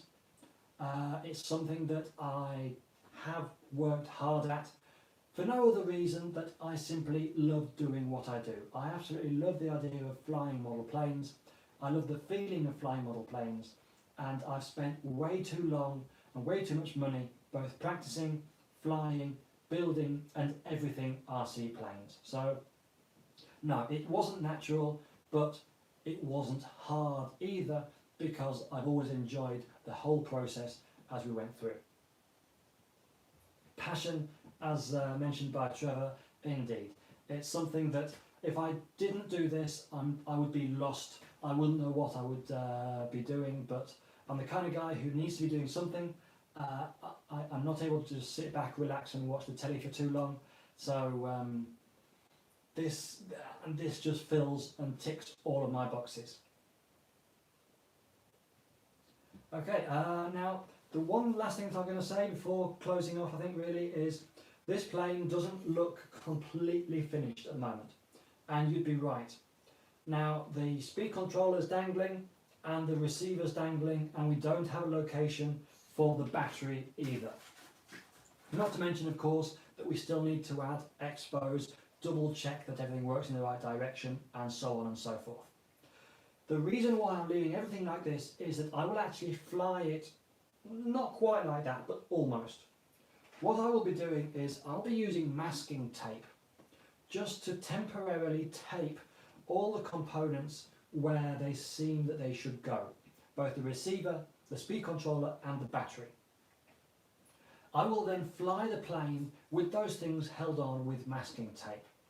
That means that I can test it, I can find the right CG, forwards, backwards or wherever I need it. Once I'm happy with the CG, having moved the battery a bit further forwards or a bit further backwards, depending on how it feels, always using masking tape, I will then find the exact location. Once I have that location, then and only then will I proceed to glue my receiver in place, my speed controller in place, and I will cut a hole for my battery in the side of the fuselage so I can simply slide it through in its correct location. I don't want to make any holes or glue anything in place until I've tried it, because if I need to move everything forwards or backwards, then you've got to do more holes or remove glue and add glue later. So a little bit of masking tape, just make sure everything's in the right place, and then just glue everything and cut holes just the once. So now a quick last look at the chat before signing off for today. So reckon boys, you try and fly every day. That is the best recommendation I can give anyone who wants to improve on flying. And I will admit that this is something that even I have been lacking in lately. Basically, I'm spending a little bit too much time doing the videos for you guys, working in here, and sadly the day job is taking up a lot of time. I try to fly whenever it's calm outside, but this year has been diabolical. And simulator, I do fly, but not as much as I could or should. In an ideal world, if I had a bit more time, I would definitely be flying every day more and more. Model airplane, you're building a Learjet 55. That is a very nice plane. Good luck with that. Trevor, what is my day job? We mentioned this earlier on in the video. I have a normal day job just like everyone else. This is just my hobby, even though I take the hobby to the extreme. It is actually taken all of my holidays basically to travel the world, but I absolutely love it. My day job is I work in a lawyer's office called Abaco Advisors. It's one of the largest lawyer's offices here on this coast of Spain, and we deal with basically everything to do with being legal in Spain with property ownership. So buying, selling, inheriting, mortgages and taxes. Personally, I'm the head of the financial department within the company, and I have power of attorney for the company, meaning I spend most of the day out either negotiating, signing or dealing with banks. So a very different world to the one that you all see me in, but a very interesting and fun world as well. I also have to say I'm very fortunate that my bosses are very good with me, and they both understand why I take the holiday that I do on the occasions that I do, and why I take it so split up throughout the year, and they actually have an interest in what I'm doing. So that is I can't express how much or how important that is for you to get on with your bosses at your place of work. Let them know what it is that you're doing, not that you're just taking holiday because you want a holiday. Explain to them what you're doing, get them interested, and when you are there, work darn hard. If you do all that, they'll have no issues with granting your holidays.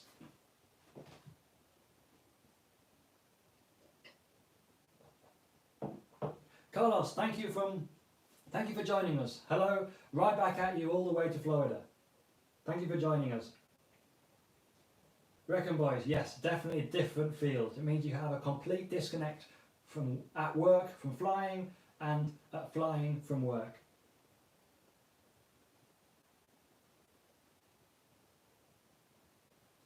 Urs, you've put me in the top 4 pilots. Thank you very much, my friend. What features do you think make a great RC club field? That's another good question. I would say that first and foremost, it has to be open expanse of land. I think it doesn't matter whether the runway is tarmac, gravel, grass or carpet, as is my flying field. What's important is that freedom to fly. I've flown in many places where you're surrounded by trees, power lines, houses in a distance and other objects that you must avoid.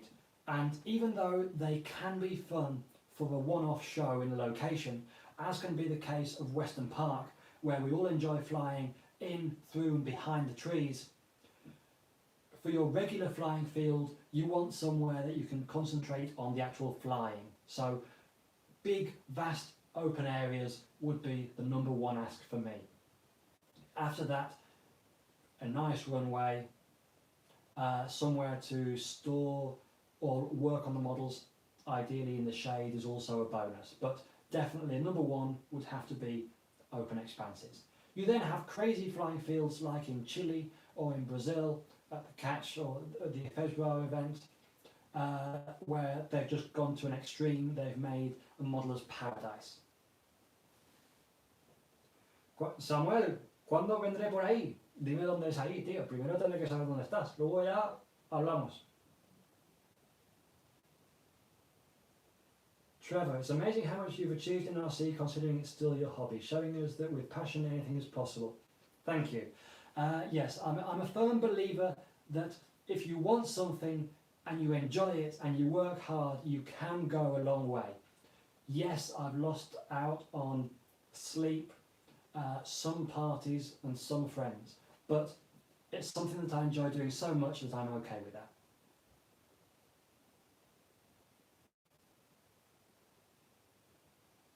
Colin, sadly you turned on your PC too late and didn't see the stream, but you're building a new HSD F-16. Very nice plane. Don't worry, the whole video is going to be available as soon as we finish this as a standard video. It's going to be a long video, but hopefully everyone's enjoyed it. Okay, guys, girls, I think I'm going to call it. Thank you all massively so much for joining me while building my RC-Factory Crack Yak. Leave us a like, it really helps, and leave us a comment in the comments below. Again, it helps for YouTube and it helps me do what we do. Subscribe to the channel if you aren't already. I upload regularly both flying, events, cool tips, tricks, tutorials, you name it. If it's fun and if it's RC related, chances are you'll find it either already uploaded on the channel or coming soon. So, once again, really big thank you for everyone who's joined us in this live stream. Make sure to come back soon for the video of the test flights of this actual plane, along with more like the Edge, which is coming, the video's coming soon. We've got the Lizard video coming out next week. Cool tech tips, tutorials, loads of great stuff. Thank you all for watching. See you all soon.